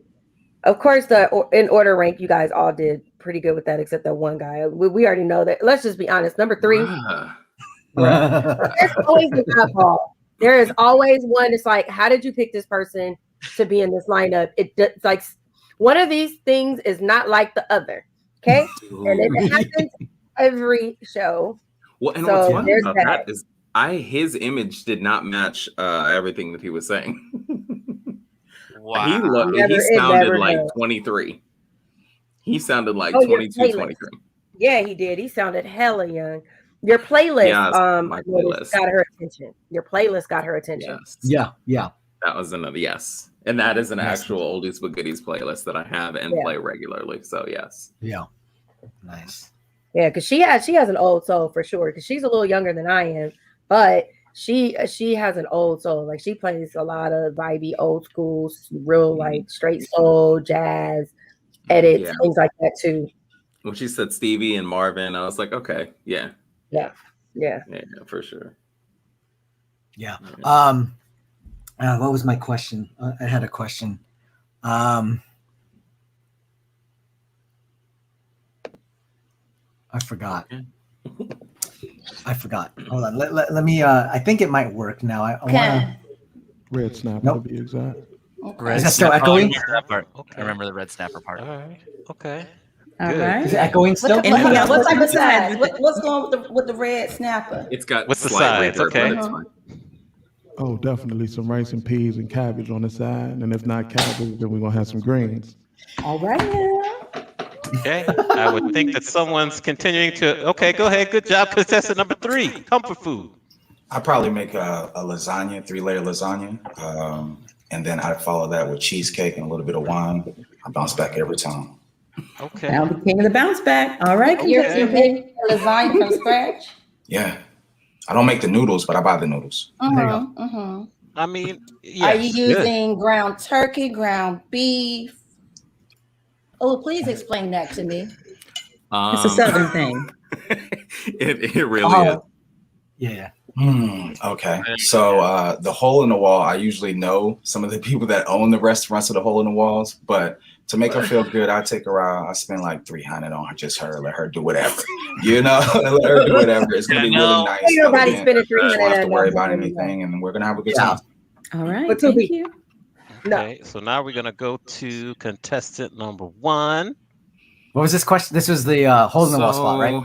Hole in the wall. Really trying to encourage you to eat well. I'm doing a hole in the wall spot. We're about to get down and dirty, get some good soul food.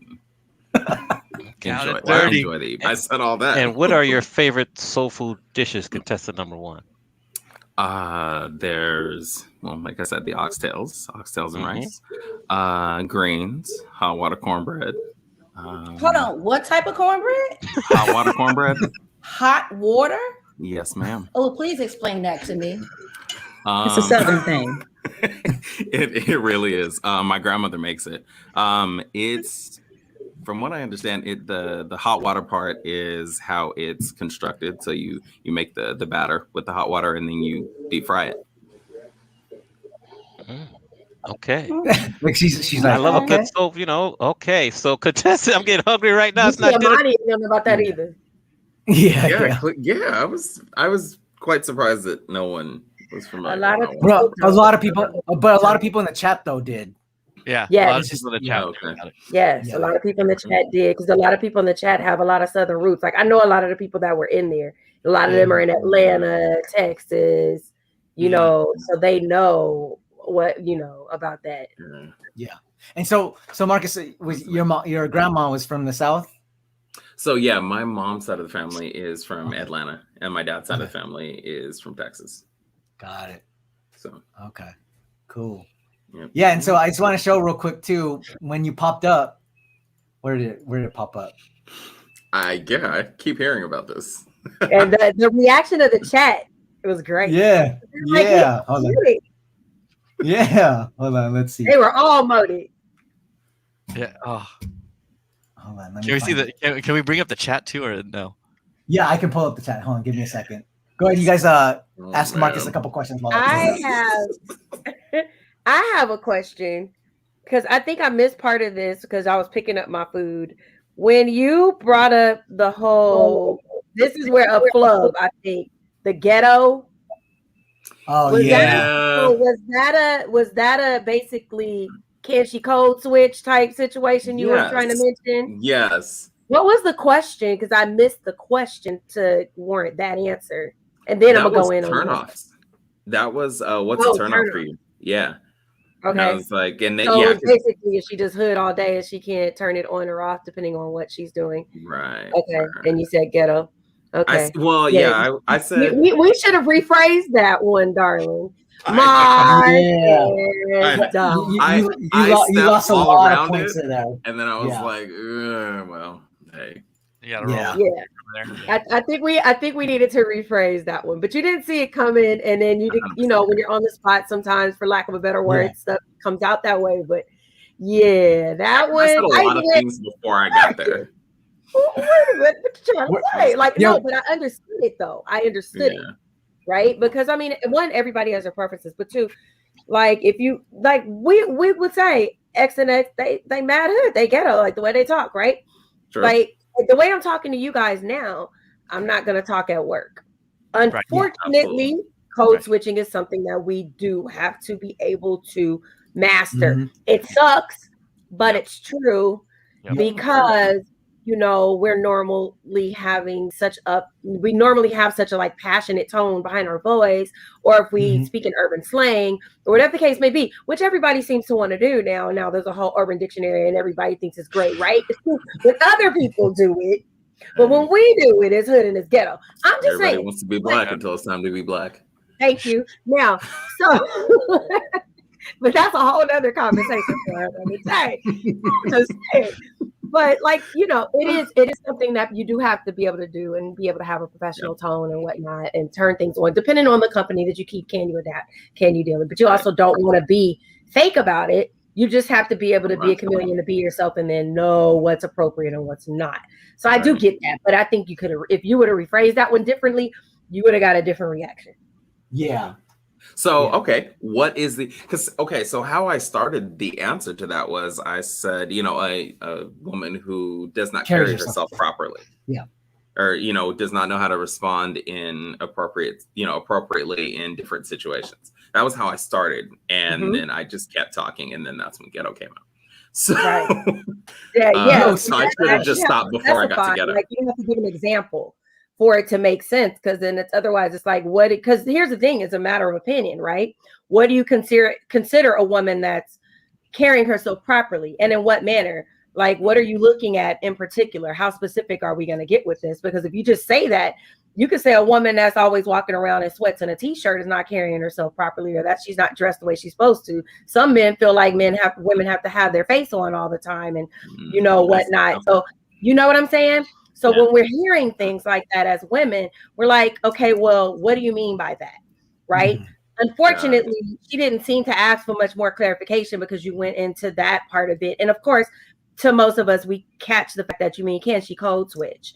Can she turn certain things about her verbiage on and off, or her tone of voice, or whatever the case may be? So I caught that after the fact, but I can definitely tell you, I know she was just like, because we all went, Right. As soon as I said it, I was like, well, it's out now. It's no, that's what I'm saying. It's so tough. Like, that's why I give you props, because you gotta really, you gotta think split second, and then you gotta be So, but I mean, you stayed true to yourself the whole time, and like I said, you didn't represent wrong at all, and you definitely weren't number 3 child. But if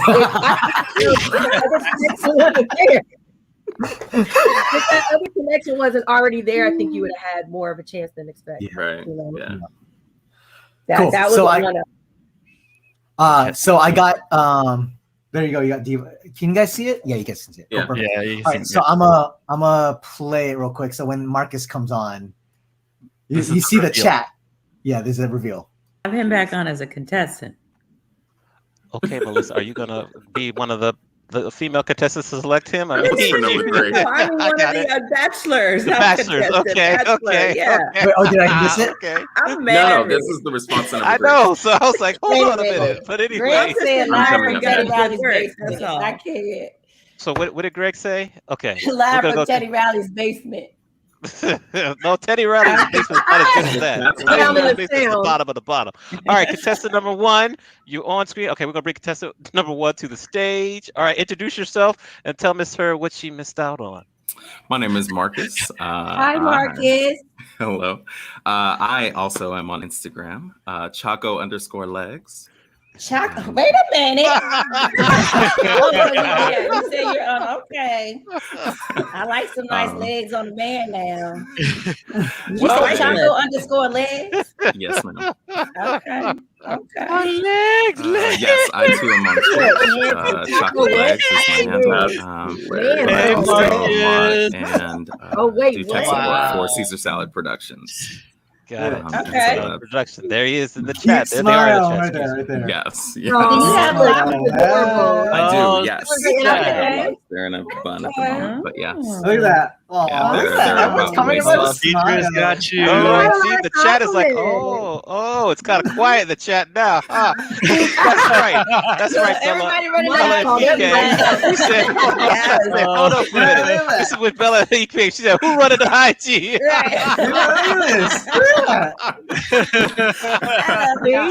They want, so first of all, please email me that hot water cornbread recipe. I'm not surprised. I will. Please share that with me.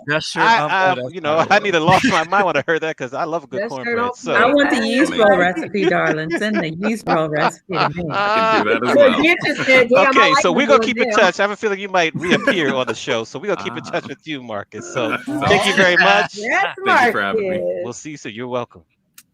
All right, so Miss Her. Hold on. Boom. She looked like she was dwelling on staring at you a little bit. I'm just saying. First of all, the fact that she got dreads resonated with her. Yes, she did ask about the She dreads. said, "Oh wait, you have dreads?" Yeah. Okay. Well. Yeah. So yeah, I told you.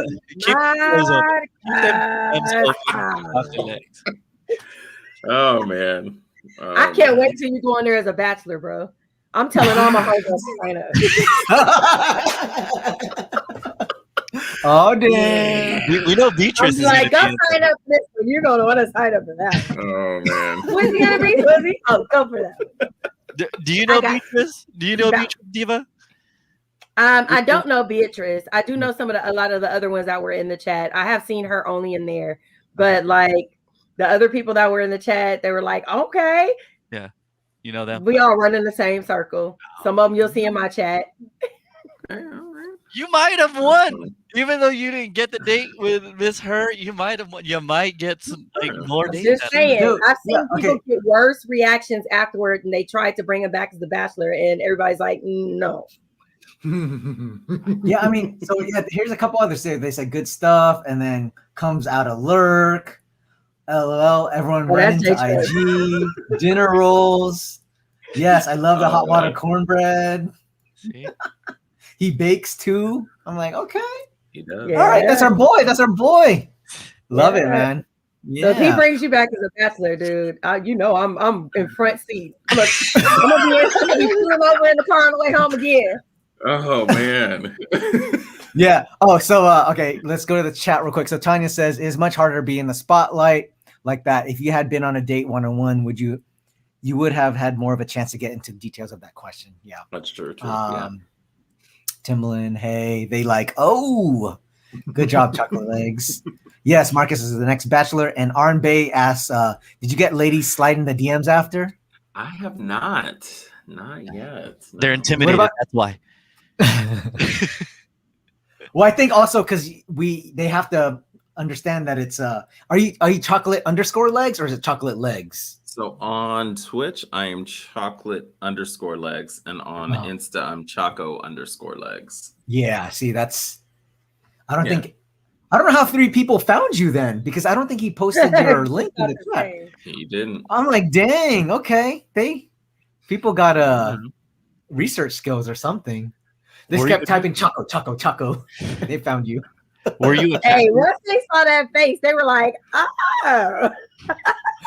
Hey, Marcus. I was waiting on it. I was sitting there like, they all gonna be real motivated when he turned his camera on. So real quick though, you were saying this. I think you were saying this between me in a group chat with me and Neil and Tanya. But I wanted to tell this to Diva that you were saying when you saw her, you're like, oh, okay, I wouldn't mind moving to DC, right? Did you not say that? Yes, that was my initial reaction. Yes. I told so you. when Amani brought her on and they did like the brief interview at the beginning, I was like, okay, yeah, I got some family on DC, you know. We can make that work. Hey, visit, you know. But I tried to warn you. I told you she was gorgeous. I told you that. Yeah, so I'd seen her on her Instagram. I had that information, so I was like, okay, cool. And so yeah, I looked her up before I applied just to make sure, you know, that I was interested. And then, but yeah, you know, once I was hearing her talk about herself, and I was like, oh, all right, we definitely vibe. Yeah. And then go to her stream so you can hear her say, "What we doing?" in that voice. It is the cutest thing in the world. I did. I was on her stream before we started.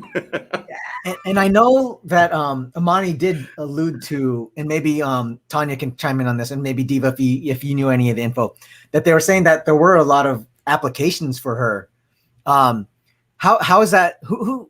I'm assuming Amani does the final selection of all the bachelors. Damn, dude. So Tanya referring to that contestant, she said, Marcus, you never know. When she's tired of mumblecore, she might hit you up. I'm just saying, he might dig himself into something with her. I'm just saying, I don't know. I'm not gonna put that on that man. He's cool. I'm cool. I ain't got no issue with him. We cool. But I'm just saying. He did seem hella cool though. Like once we could understand him, he sounded really cool. But so you do make a good point, Diva, saying that a lot of times it seems always there's one contestant who's just I guess not in the same just left field. Total left field, right? Yeah. And I think that they do that obviously for entertainment purposes, and so I think they're obviously looking at all these applications and he's you got to make because you want it to be entertaining. You want people to chime in and laugh and stuff like that. So Quasi missed out. Oh, there you go. Yep. Yeah, he said FF1. Yeah, he won. Yeah. And I was a little like, Yeah, she made a comment. He said something, and she was like, "Oh, I know that voice. Like, I know who that is." And I was like, okay, well. I wish you were paying attention to the chat. I was like, "Sis, you know who that is," because I figured it out as soon as he started talking, and I was like, because he and I have clowned in her chat before too, but I know his voice. Mm-hmm. And then as soon as he said he's a Libra. That was a dead giveaway because I know he's a Libra because we both talk about both being Libras. And then when he was saying certain things, and then he said something about chancletas, I was like, oh, that's him. That's all right. Yeah. He speaks Spanish. All right, I knew exactly. I was like, yep, that's him. What is the story with them too? Like, what is their history? Is there any history, or is he just like someone else? They met in person. They met in person already. Yeah, she said at the end of the stream, she was saying how they met like 2 days ago, yesterday. He carried her gear from he carried her gear from the event she was doing to the car. Oh. And they knew each other. He's already doing it already. Yeah. He was doing that pre-work. He's doing the leg work. So yeah, Marcus already did his leg work, but he was doing more leg work. Oh. So what he said was that she told him that she was going to be on the dating show, and then he hit Amani up after she said that and was like, I need to be on there. So hey, do you think, bro? Like, let me tell you, I know a lot of Libra men that I've seen make some moves real quick on Twitch, and I was like, and I saw it coming. I didn't see this coming, but then I haven't seen them interact like that in a minute, but I wouldn't have seen that coming. But I'm not surprised because of who it is. I'm not surprised.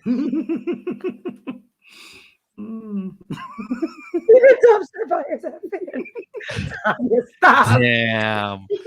Tanya, wow. Tanya's going. Tanya, he's been on your street. I could have it. Wow. Yeah. Shade. Going in right now. Going in. Wow. But yeah, so overall, so if you guys don't have any more questions for Marcus, overall, like, would you do something like that again? Put yourself out there like that, or? I mean, yeah. And did you enjoy it? Did you actually enjoy it? And did you, cool. I guess, learn from it? I guess I did have fun, and yes, the feedback from Diva and others definitely is helpful. But yeah, I mean, overall, yeah, I had fun. It was cool. Obviously, I would have had more fun if I won. Me being slightly competitive and all. But it's a good story, though, right? Oh, This is a great experience, right? Yeah, it's documented forever. Forever. Those gods stay up. True. They're only up for 60 days. Does he actually download them and store them? Do you know if Amani does that? He might, because he uses stuff for commercials and whatnot, so it's possible. Because I mean, you can download with StreamYard, so it's possible. It's possible. He did talk about clips. He did talk about sound bites. Because he kept talking about sound bites. There you go. Well, we'll see. Maybe in the next couple of weeks, you might get hit up, Marcus, and we'll have to make another announcement. We'll be like, all right, girls, send in your applications. Oh, man. Yeah, I'm here for I'm it. going to put an announcement on my channel and my Instagram. Let's go. Okay, so actually, so Tanya does say, he does put them on YouTube forever. Well, there you go, forever. Boom. There it is. Fun. Man. Yeah, I'll use it for some of my improv work later on in life. There you go. See, look at all the love here. You're a winner in our hearts, Marcus. Aren't they? Thank you. That's awesome. All right, so I think that's it for our 7 minutes. Whoops. Yes. Come on, let me put this. So now we're gonna go into what we've been watching.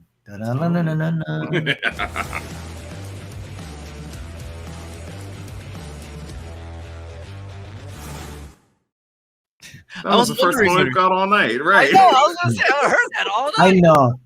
I know. I missed on the others. Sorry.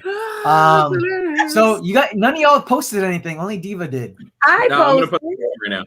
Yeah, I know. Really? Okay, go ahead and post yours. We'll do Diva's and then we'll do ours. This is. I'm gonna put this up here just for Marcus. So we've already done Cruella. So we'll put Cruella out, but we'll give you Pose and Doctor. Cool. All right, so we're gonna. Yeah, because I didn't even watch Cruella yet, so I'm doing. Okay. I haven't either, and I want to so bad. I was gonna watch it this week, so I'm gonna still watch it because I have to watch it with my son, so I gotta wait till this weekend because he wants to watch it. Cool. Okay, so first one we're gonna do Pose. Would you like to prime it first, or would you like to have me? We can just show the trailer and then I can talk about it afterwards if need be. Okay. Kind of self-explanatory, I think. Yeah. I used to take that mic in my hands. The category is... And it made me feel alive. Your life matters.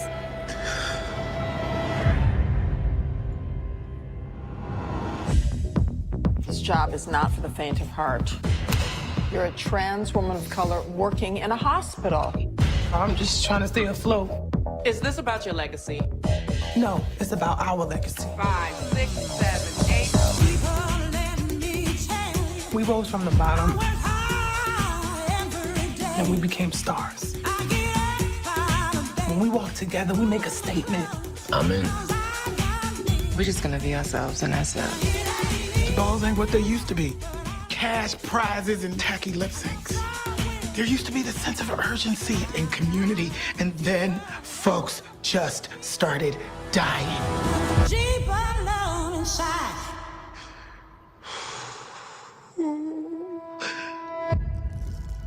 I knew this disease was gonna eat me alive, but I'm not going out without a fight. We'll do it together as a family. I'm done running from myself, my destiny. I'm not running no more. Who's with me?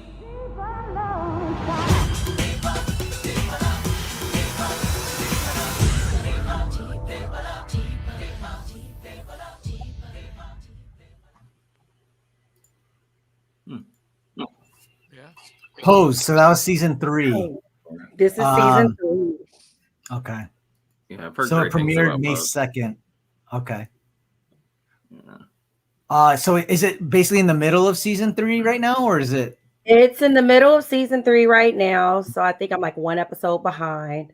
But from the first time I watched this show, I was hooked. You know, it's basically tells you the start of where underground ballroom started. So if anybody's not familiar, ballroom, but that's, you know, where that's where voguing started, things like that back in the early 80s, you know, late 70s. So it actually from first season starts that early on from when it starts to get popular, but it was something that they could only do underground. It wasn't mainstream. You know, there's houses of people and it's everybody from all walks of life. There's men, there's women, there's trans, there's, you know, everything. And first of all, happy Pride Month, okay? Because this is Pride Month. Let's go ahead and make sure we make that known that it's Pride Month every month, but this is definitely Pride Month. And so it was apropos for them to bring the, you know, that season out right before this, you know, month started and whatnot. But yeah, it's just, the show is just so well written. Oh my God, you get so vested in the characters and the things that they go through. And it shows you right at the heart of like how they dealt with, you know, when HIV first started being known and, you know, people had to deal with that and they didn't understand what it was and where it came from before we got the facts and how people were just dying and how they had to deal with all this loss and, you know, surviving, you know, all of these hardships, you know, as double minorities, a lot of them, some triple minorities, you know what I mean, in every aspect of life. And them coming together and creating these families because they're regular families outcasted and things like that. And that's how they got started. And all through the love of music and dance and them being able to just be themselves and put on these shows and pose. And it's just, the show is just, it's so moving. And this season, it's so good. I'm just saying, start from season 1 and you will not be disappointed. I'm telling you. Yeah. Nice. How many episodes per season are there? Not a lot. I think it's definitely less than 20 episodes. I want to say, it's not a lot. It wasn't a lot of episodes because it would go by really quickly. So yeah, maybe between 12 to 16, something like that. It was not a lot at all. Yeah. No. Okay. Awesome. And there's real life ballroom too with Legendary. I don't know if you've ever heard of Legendary, but there's like, you get to actually see real ballroom houses perform mainstream now. And there's a competition show. It started last year, right before the pandemic, and they had to, you know, do the last few episodes with no audience because of the pandemic. But dude, people were not understanding about ballroom and things like that before, you know, and it's mainly on the East Coast. We don't have it out here. Yeah. Yeah. Mm-hmm. Yeah. So that's Pose season 3 on FX.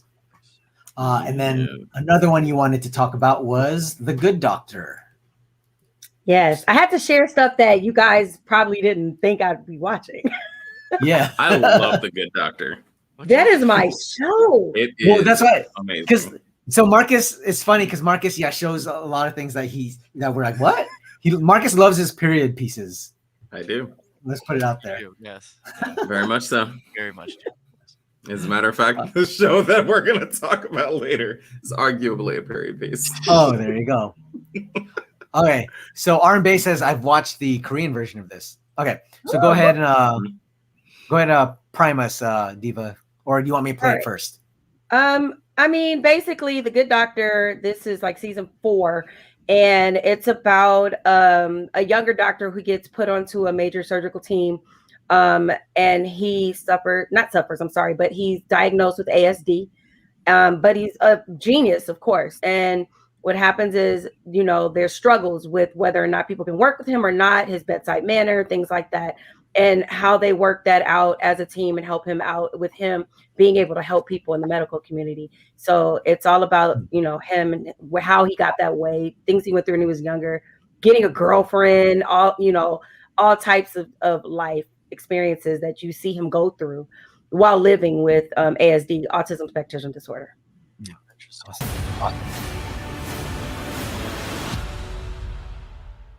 Yes, Ron Bay.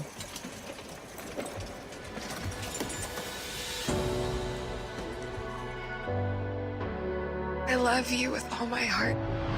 You make me more, Sean. Good morning. Morning, Sean. I miss you. I know. I love Leah, but we can't be together. She might be exposed and get sick. I don't want to pretend. I want to be with you. You ready to move on? He changed me. That's not gonna go away. We're all already overstretched. Tell him he's going to be fine. I can't. This is your fault. You must have exposed him. The new resident applicants. If you don't train them well, people will die. When the light runs out on you. 6 finalists for 4 openings. Murphy's smart, brutally honest, no regard for social convention. But do you think that qualifies him to manage first years? Dr. Park wants us to get to know you. Do you have a boyfriend? You can't ask that question in a workplace. At least you know he'll be a totally honest boss. Butt out, you're not a surgeon. This is not your job. Stop worrying about protecting your turf. Stop stepping all over it. Heart rate's plummeting. Clear. Suction catheter, please. We're scared that the world isn't going to be the same again. Thank you. You're welcome.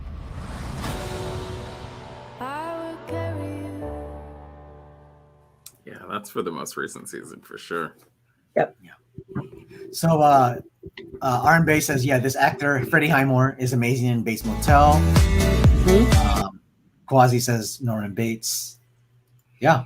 So that's really good. You said season 4, right? Yeah, this is season 4 I'm watching now. I started watching it from the beginning as well. If you have not watched it, definitely start from the beginning so you can watch the journey, not only about him, but the people around him and what they end up learning about themselves as doctors, as people, and like his mentor is the older man that you see, that you saw that said, I hope that the world doesn't, Dr. Glassman. Oh my God, this show moved me so much every time I watch it. Yes. And I just love it because I've always been intrigued by that kind of stuff anyway. Like I know some of you guys know I worked with another streamer and some DJs and we did a whole thing for Autism Awareness Month. And that's something that always sat and resonated with. So I was worried about this show when I first saw it because I was like, oh, they're going to put some atypical stuff that just doesn't really match. That's just like, hearsay, stigma stuff. But no, they actually did it justice. He's doing the character justice. And it's things that, I know about that. It's like, okay, yeah, this is kind of how I would see this playing out and in other scenarios. And not like every case is the same, but certain things. But I love this show. Yeah, awesome. I want to add to that. Also, it being a medical show, they really stay true to the medicine. Like, there's a little bit of drama and there's storylines and things like that. But in every episode, they're still in ORs dealing with real medical issues. It's not like ER or like Grey's Anatomy where they almost never show anything medical anymore. It's all about the nurses and doctors and their drama. Like, it's still about medical cases and solving them in each episode. And they're real I have a little bit of a medical background and they're real things that are really happening in today's world, and they're attacking them from the character's perspective. See, you should have shared that. I totally forget. You should have shared that on the dating show. We didn't have enough time to share all the things that I have done. I know. There's just too much to Marcus. It's like a book that's this big. To unwrap Marcus takes a lot of chapters. Time. So. That's why Marcus is going to be the Bachelor. Yeah. Yes. Make sure you deliver babies. You have to remember to call that out. Yes. You've done it. You've been there. All right. So, Marcus, this is one of yours. Would you like to sign this? Or I wanted to. Yes, this is what I wanted. So, yes, this is the arguable period piece. Let's go ahead and press play on this. I was expecting, but this was not it. Oh, man. So it's not out yet. It is coming out. But I saw that preview this week and I was like, yes, put that on my list. Remind me when that comes out. Bro. Absolutely. Don't tread on me, bro. That's an entire hot I mess. got you. I'm dead. It's got to be ridiculous. Like it has. Yes, I am absolutely watching that. That looks. Oh my That's god. the only reason to watch it is because it's so ridiculous. Like that's the reason I like South Park and shit like that. Because it's ridiculous and it's funny. Right. Oh yeah. So sometimes you just gotta, not have your mind yes. think too much and just Right. Yeah, that's my period piece for the week. I thought that's historically accurate. It said in the trailer that it's historically accurate. I think it is historically accurate. Yeah, obviously with some artistic license. All right. Oh man. Your second one, Marcus. And then the Upshaws. So this has been my night TV show that I've been watching, which is pretty fascinating. It's got Wanda Sykes and a bunch of other Black people. So yes. I gotta be there for my kids. My dad was no good, so it made me do some messed up stuff back in the day. Back in the day? Negro, you did some ignorant stuff this morning. Where you come from? No one said your name 3 times.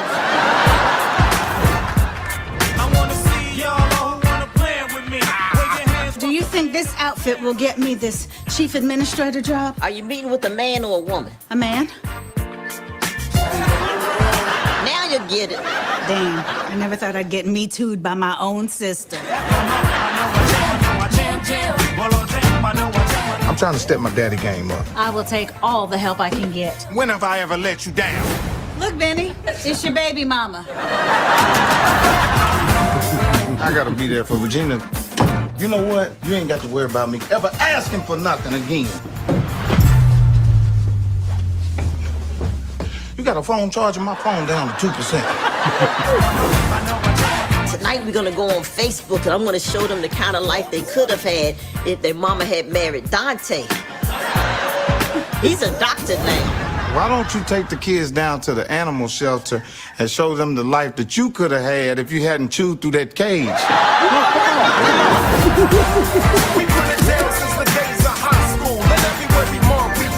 I'm rolling with you till the wheels fall off.